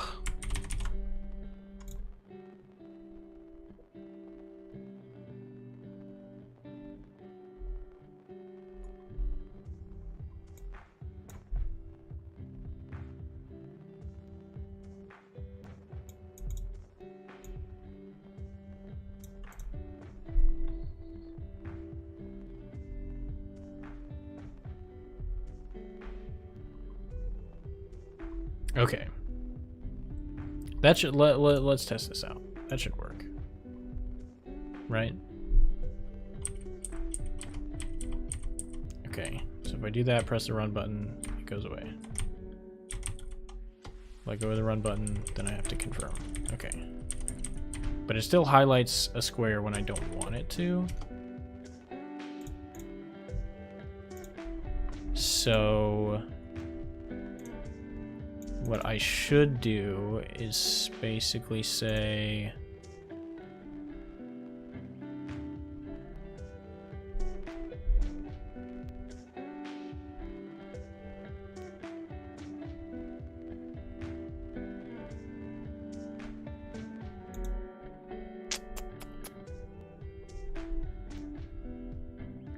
because I want to test.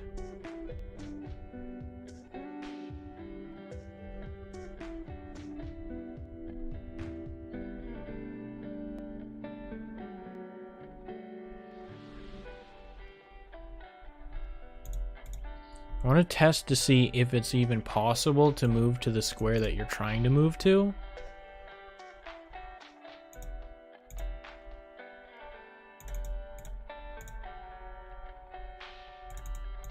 It's like here, I do this check. If the creature can occupy that square.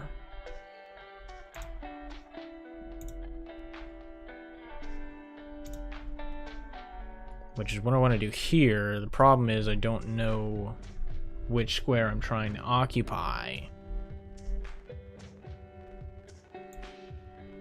without this. Wait, do these have a direction? They have a direction. Oh.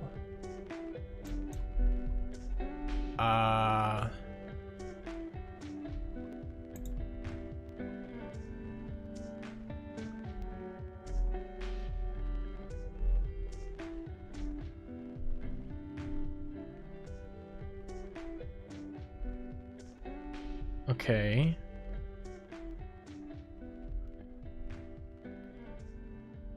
How can I work with that? So we'll say var move equals a new a. I don't know why it's called a. Action? Okay, whatever. Move action. All right. Then we'll say if floor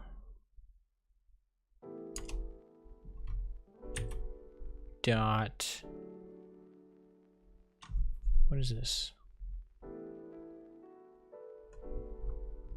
Does an element not have a floor attached to it? It has a cell, which has a floor. Okay, whatever. Sure. Cell dot floor dot creature can occupy, and then we say cell dot location plus, I need an X and a Y.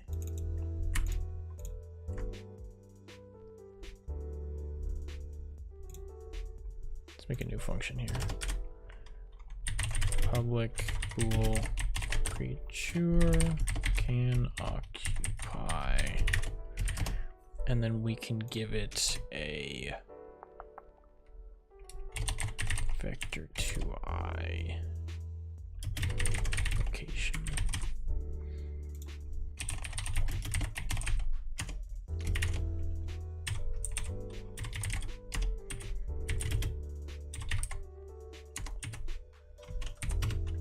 There we go. Okay, bit of a convenience function here. But that makes it easier for us to do something like this. Move action dot direction. Okay, so if you can occupy that square, then try to. Otherwise,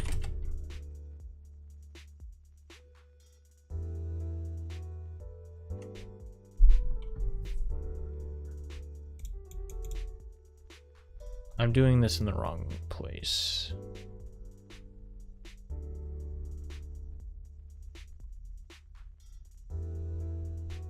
Do these have, are these? They aren't static.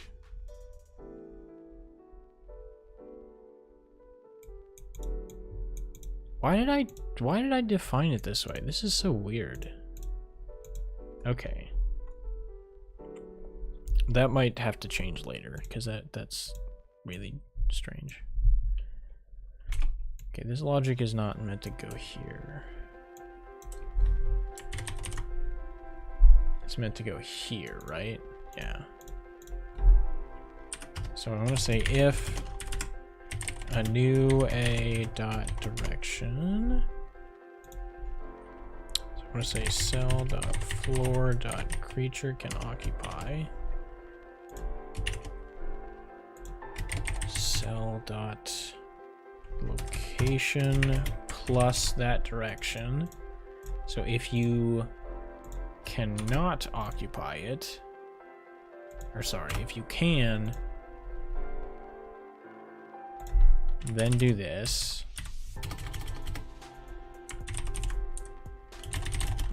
Otherwise, set that to none. Oops, none. Okay.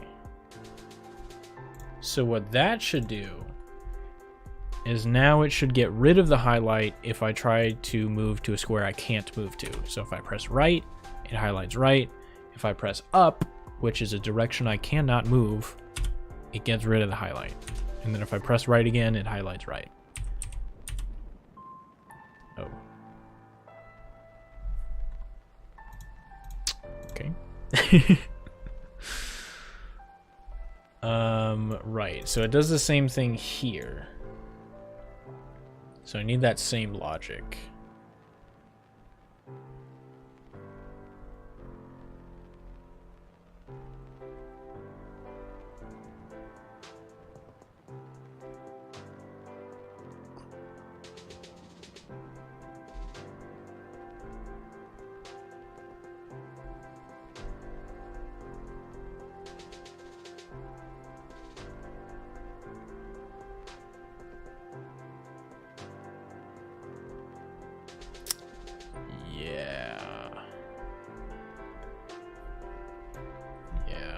Just copy paste it. Again, I'm gonna need to clean up this function because it's a mess. Look at all these if statements.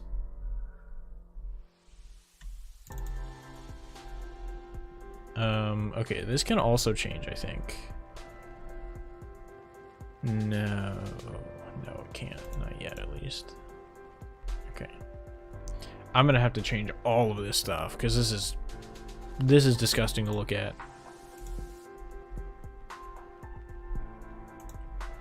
Okay. There we go. That's fixed.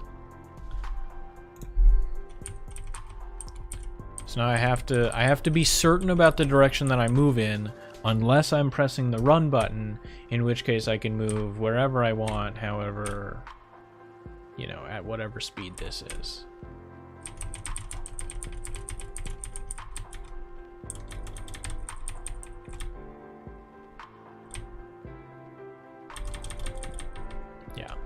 All right. Cool.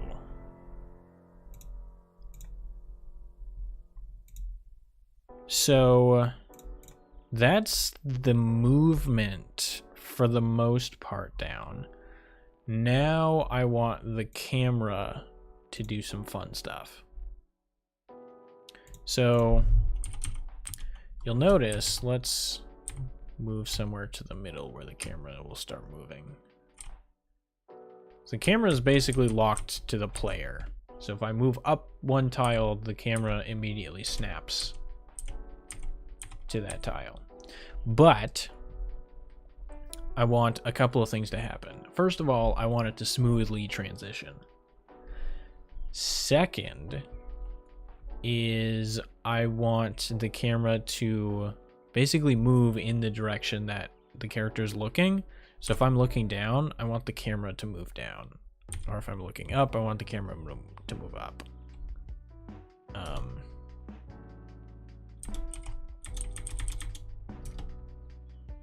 And then if I'm sprinting, or running in this case, I want the camera to like basically go ahead of me.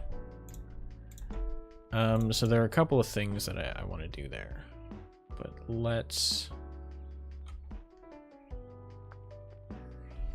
I want to give the camera a script, right? So let's do that. So does a camera can't have a script? Okay. Excuse me.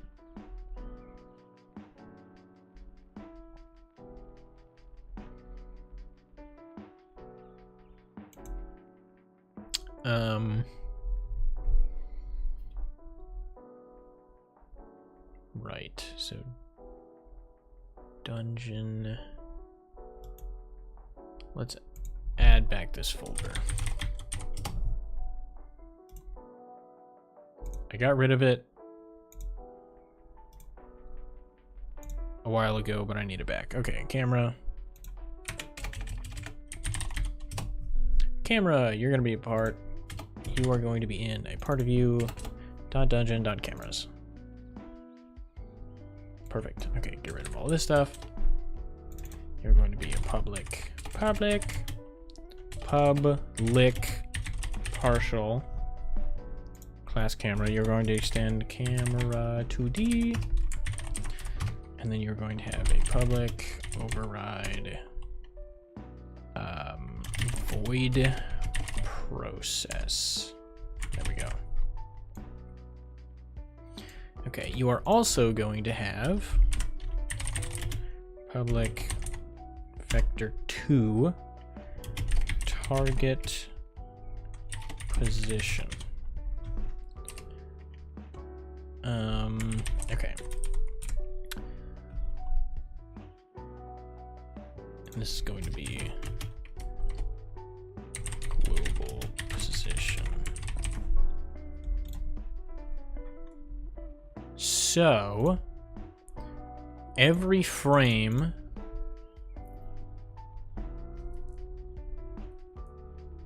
I want this camera to move towards this target position.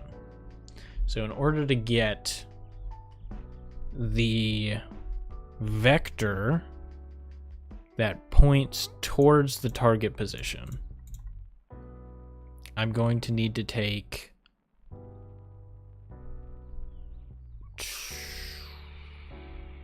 something.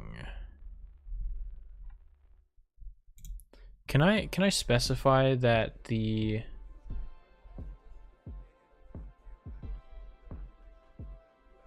anchor mode? I wonder if I can specify that the location should not follow the player, even though they're parented.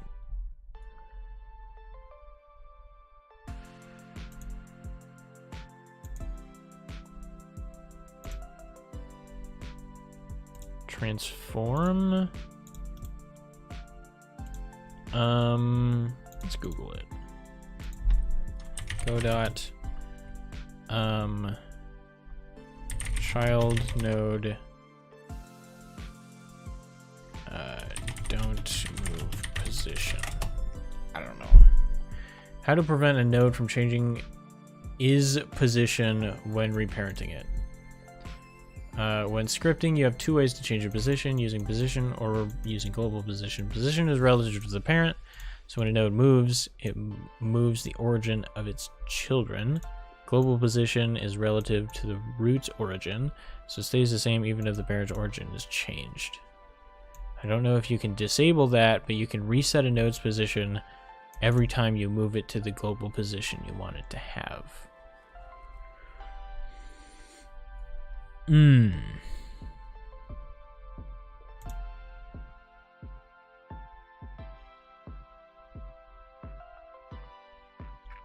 So what I'm understanding from this is that the player cannot have its own camera.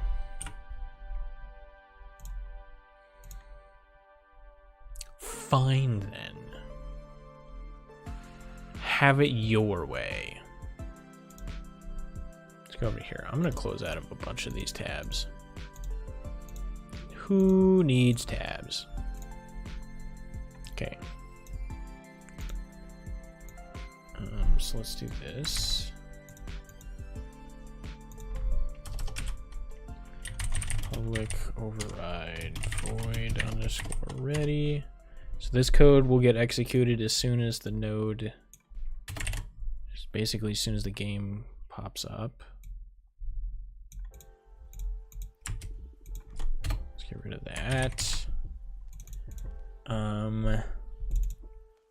We will go dungeon dot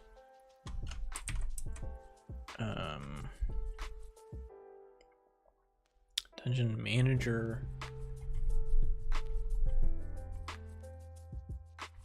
Doesn't it? Dungeon generator managers dungeon. It has a dungeon object.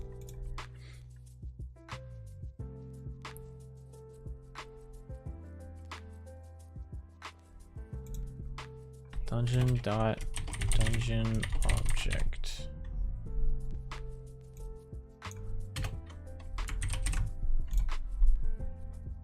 Why is this not working? Managers dot dungeon. Okay. Dot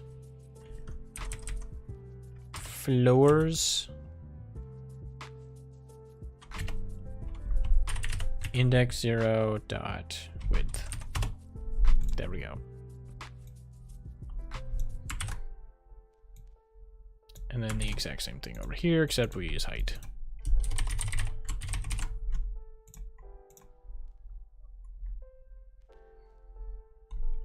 We can also say var first floor is equal to this.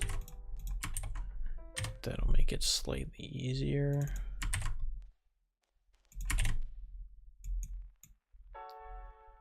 Okay.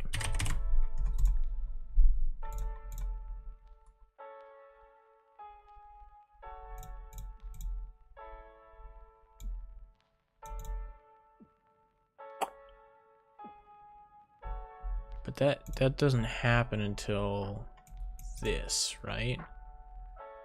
Because we don't actually generate the floor.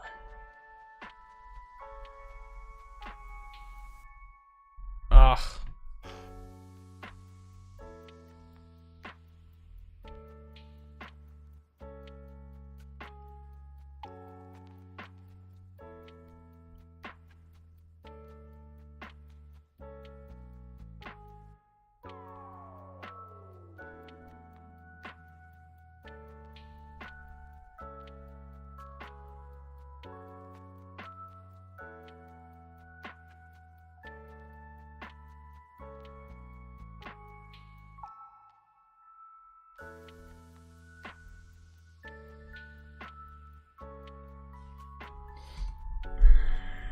Okay.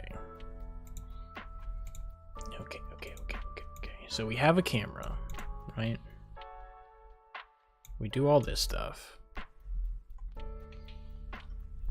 I think what I want to do is reparent the camera.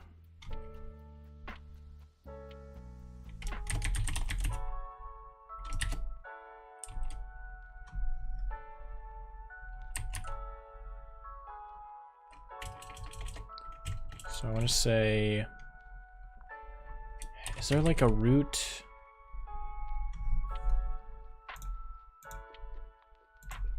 Go dot get root node.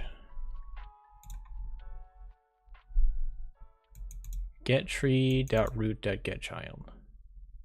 Just use get node. You can pass relative path. Get node.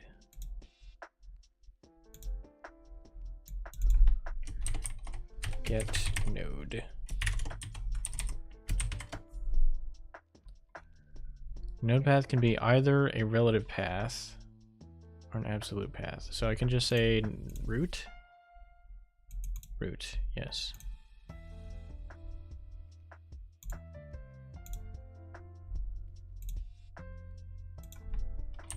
Root. Let me just print this out so I know that what I'm doing is cool. And then this is all fine, but I also want a public player.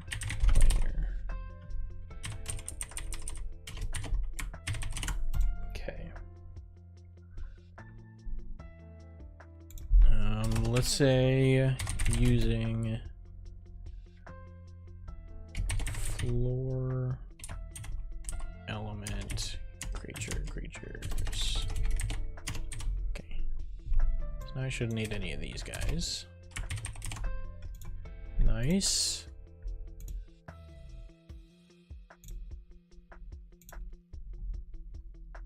Okay. Let's just see what happens. Let's just see what happens, huh? No. Great. Not great.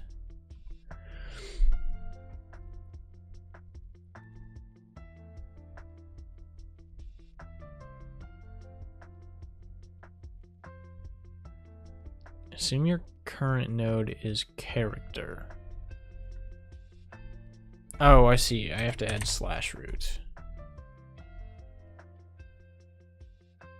Okay, gotcha. Let's try this again.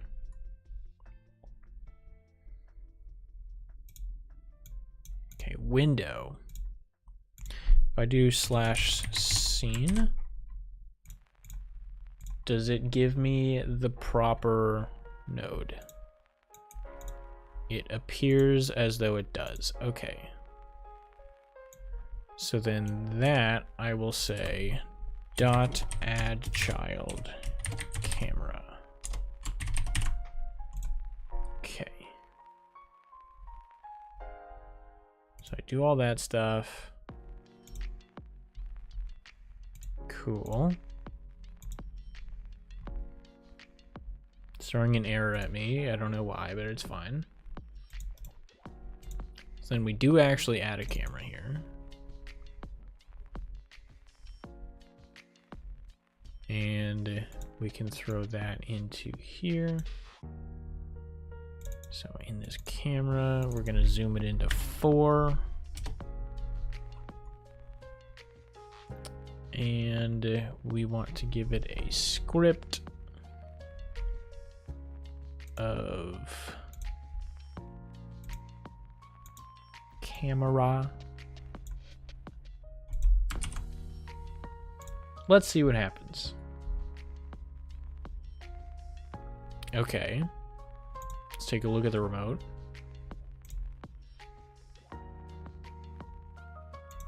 Dungeon. Creature. Still has the camera. Oh, it did throw me an error. Let's check out this error. Can't add child camera 2D to scene. Already has a parent creature.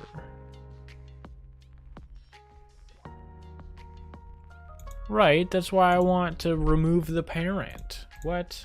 Hang on. Go.reparent node. You'd think that this would be easy. Great. Reparenting a node. The owner, okay.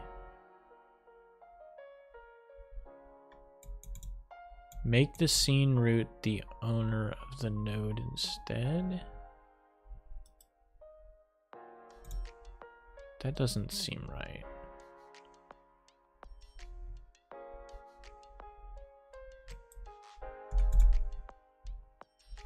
What?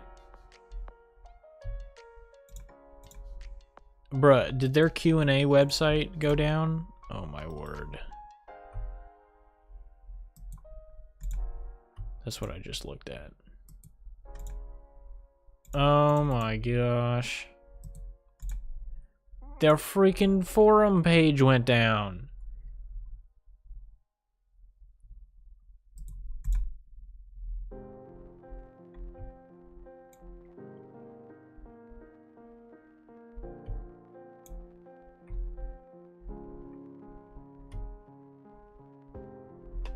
Bruh, seriously? Okay.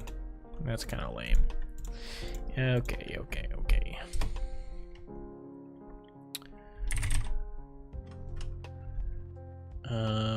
Get child. Move child? Moves a child node to a different order. No, that's not what I want. Remove child.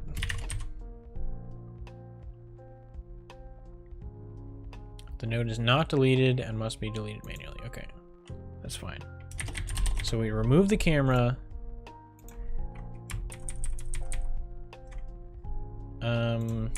Let's do all this stuff. And then let's do a call deferred.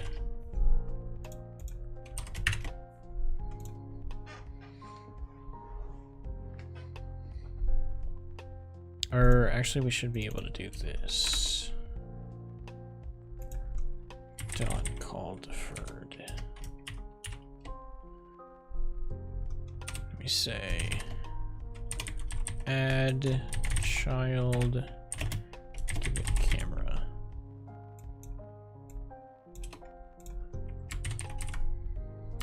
Okay, I'm gonna try something here.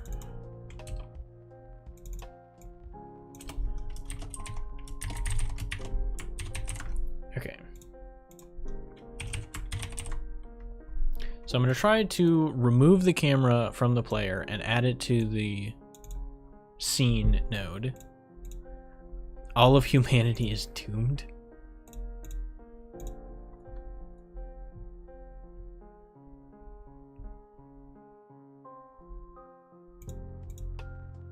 It worked. Perfect. Yeah, I know, the Q&A website went down. Now everybody's gonna die. Did it throw errors at me? It did not throw errors at me. This is fantastic. That means I don't have to do this shenanigans. Okay.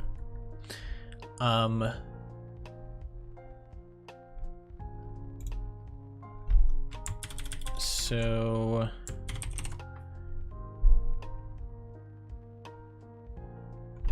wondering,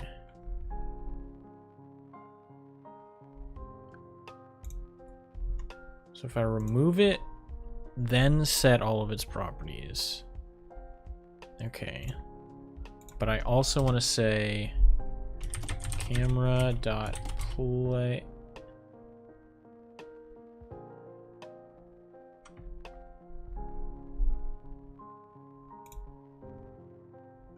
Uh-huh. Can I do this instead? Using cameras.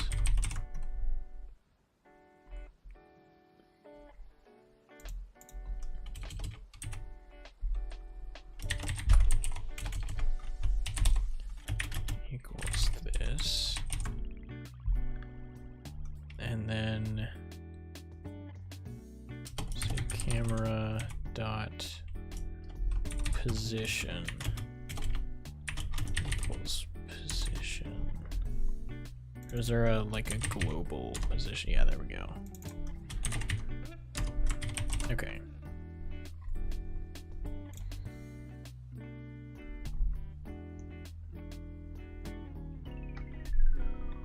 I wonder if this is gonna work. I don't know. Let's just see.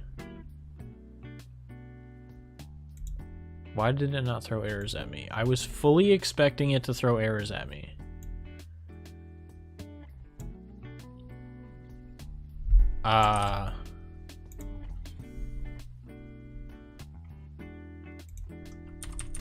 I mean, it worked. So the camera should not follow me. Perfect. Now what I can do is go into here and say my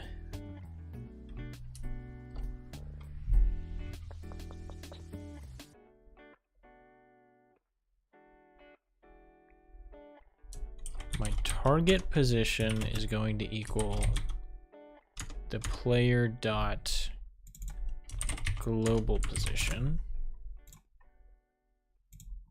We're actually going to test to see, so if player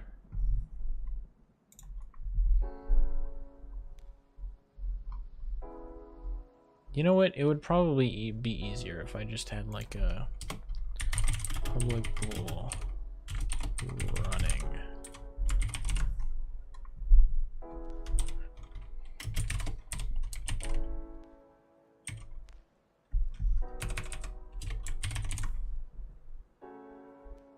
Something like this, right?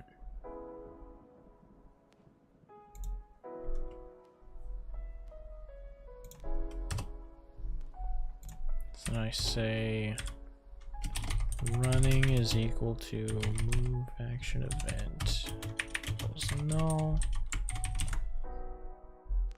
It's going to be a protected set. Can I set that? Nice, okay. So it's false by default.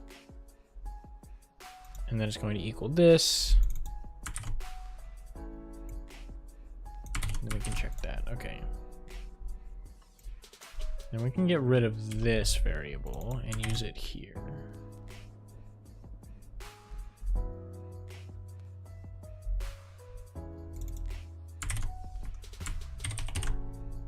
Perfect.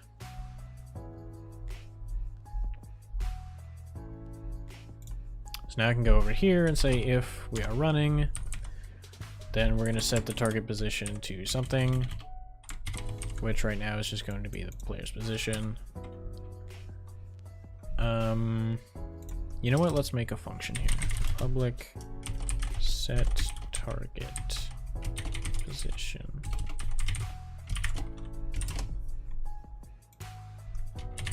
Void. This is where we do all the logic. Set. Okay.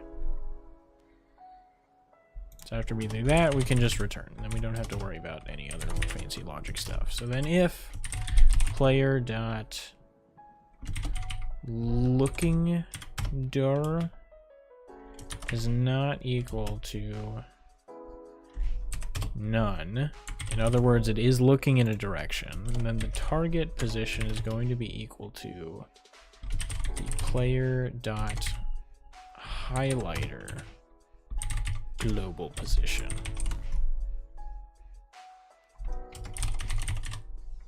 And return. Otherwise, it's just that. Okay.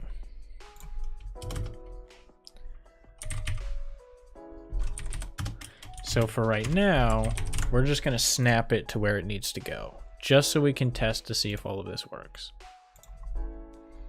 So let's see. So right now the camera doesn't move, but it should follow the player when I start running, which it does. It's kind of ooh.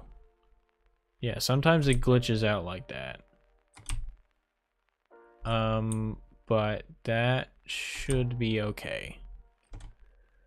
I will fix that in just a second. What I really want to test is, yeah, that thing. Okay, so the player is centered on the screen.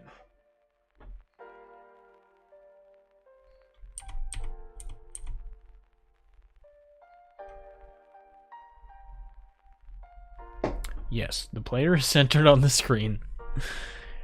So when I try to move to the left, it'll put the highlighter there, which will in turn move the camera in that direction. right? So it's kind of like I'm peeking over in that direction.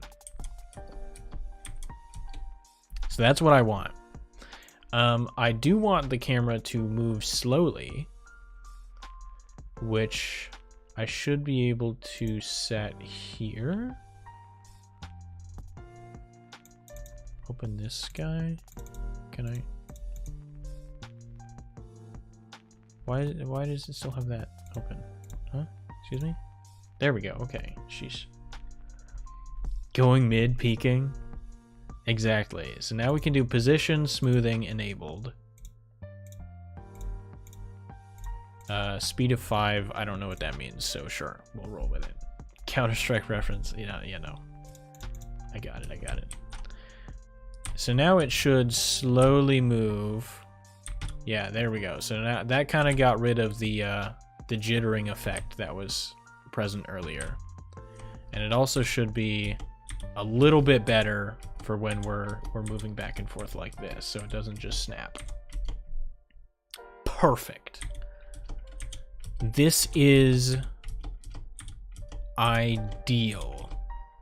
Now I want to make it so that when we're running, the camera like tries to predict which direction we're moving in.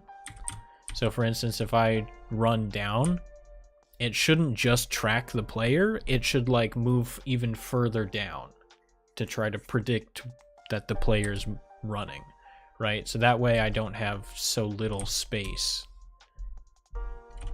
right? Because if there's an enemy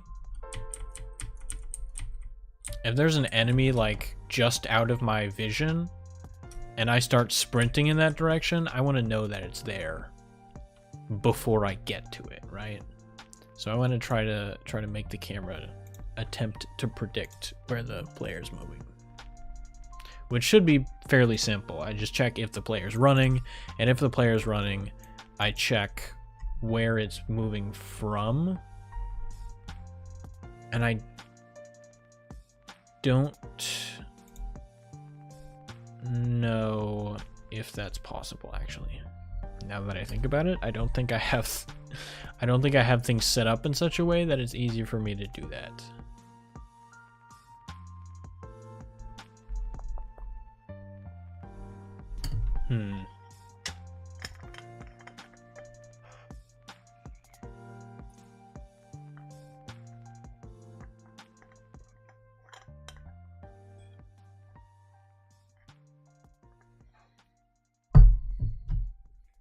I mean, I could just have like a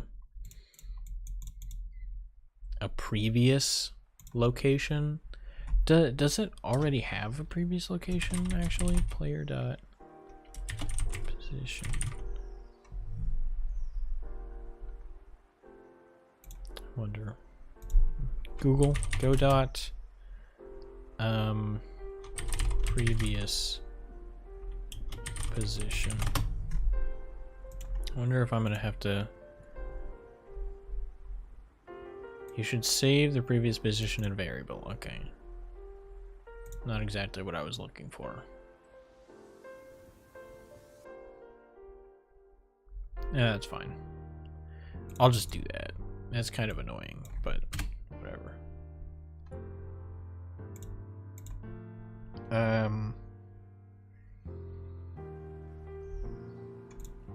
Yeah. So here we'll have like a vector to I previous location. And it'll just be cell location.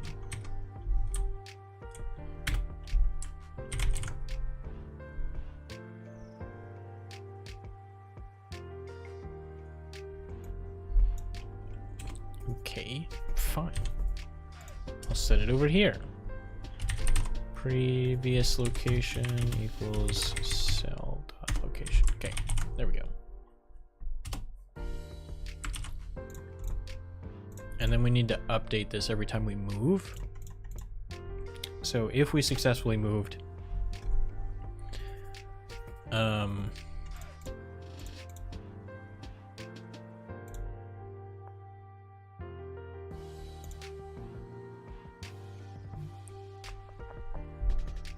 So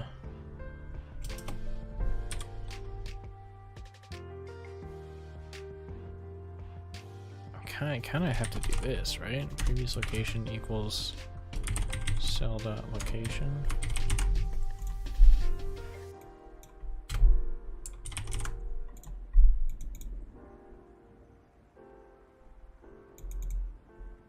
Yeah. Okay. So if we're running, we'll set the target position to player's current position. So we need to get the vector, which is going to be their current position minus their previous position. Player.previous location.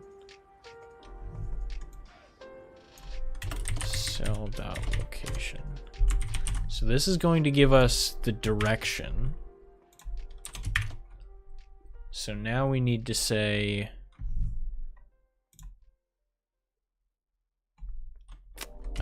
player.global position plus the direction. So that should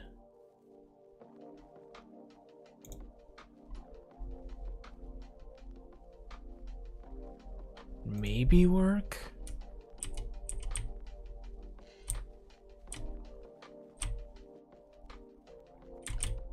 It appears as if it does not work. Does not at all look like it's trying to predict.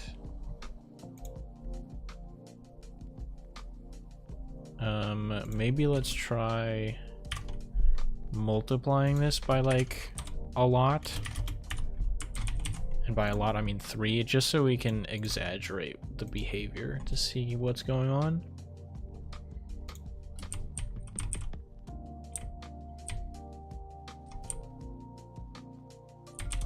I can't really tell. I don't know if anything is changing really.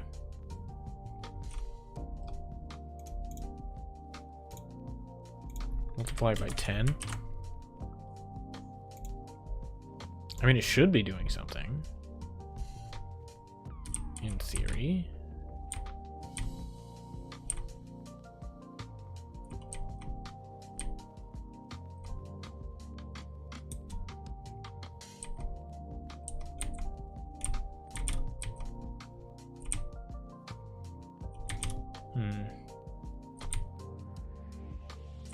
I don't understand why it's...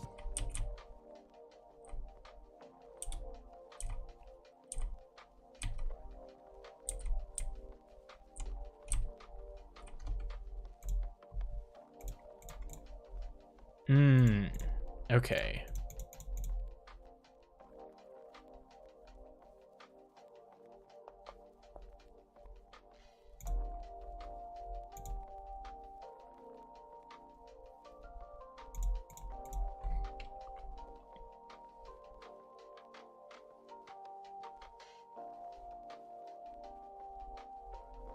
So I want to say if previous location is equal to the current location,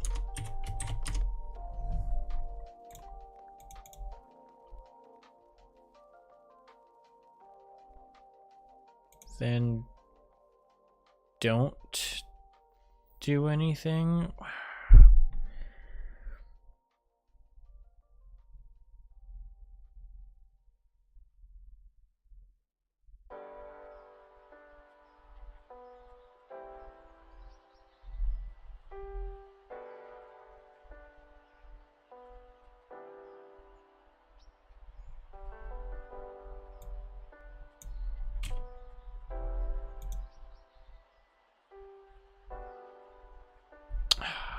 Yeah, this is really not set up for it.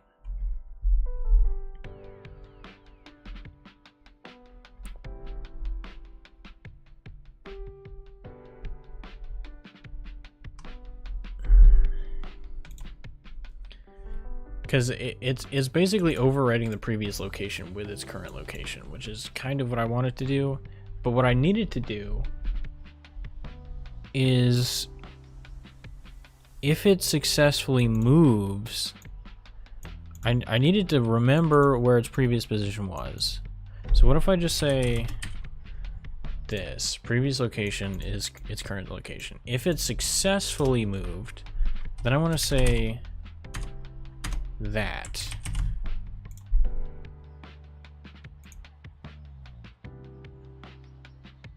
Now let's try it. And it should be over-exaggerated because I still haven't changed that part of it.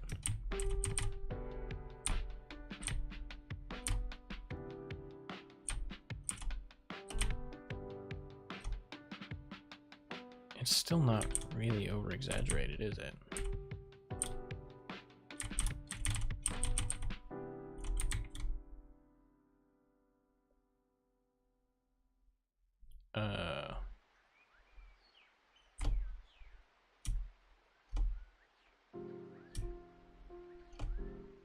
Okay, all kinds of funky stuff is going on.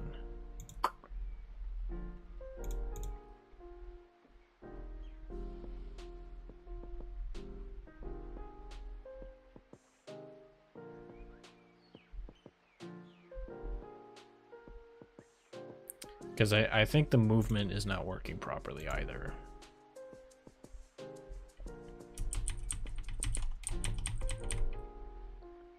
Because... yeah. So I'm holding down right now. Okay. Let me explain something real quick. So it only updates when it receives an input. And even though I'm holding down the buttons, it's not actually sending an input to the game. So I don't know if I can show my hands right now, but I am holding the down button and the run button at the same time, which means I should be moving down.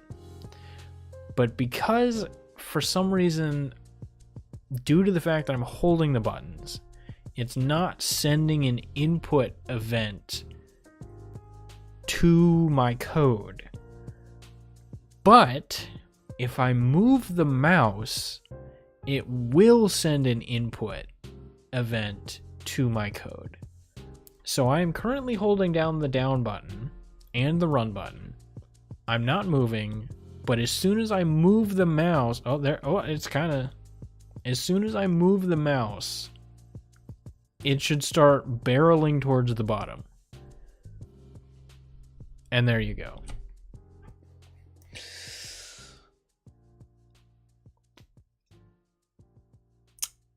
I've got some bugs to fix.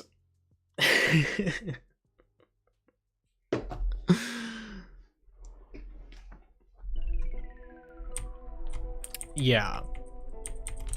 So the walking part works fine because I have to press the button in order for it to actually do anything, right?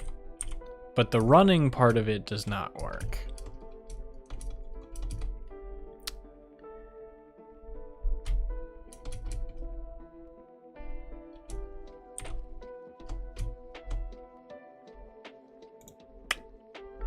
But that just means I will have to do that in another stream because it's been a while. It's been 3 hours. Jeez. Okay. But yeah, there you go. That's the state of the game so far. Not a whole lot has changed, but I feel like I made some progress. I might have to do this off camera, but I'm gonna have to go back through and clean up some of the code that I wrote today because it's a piece of work. I gotta tell you, it was confusing for me to write even, and I'm sure it wasn't even. It was probably more confusing for stream. But that's gonna be it. Thank you for watching. I appreciate Cole you being here. I don't know where Skell went. It took like 2 hours for him to get his ice cream. I don't know. Glad you popped in though. See ya.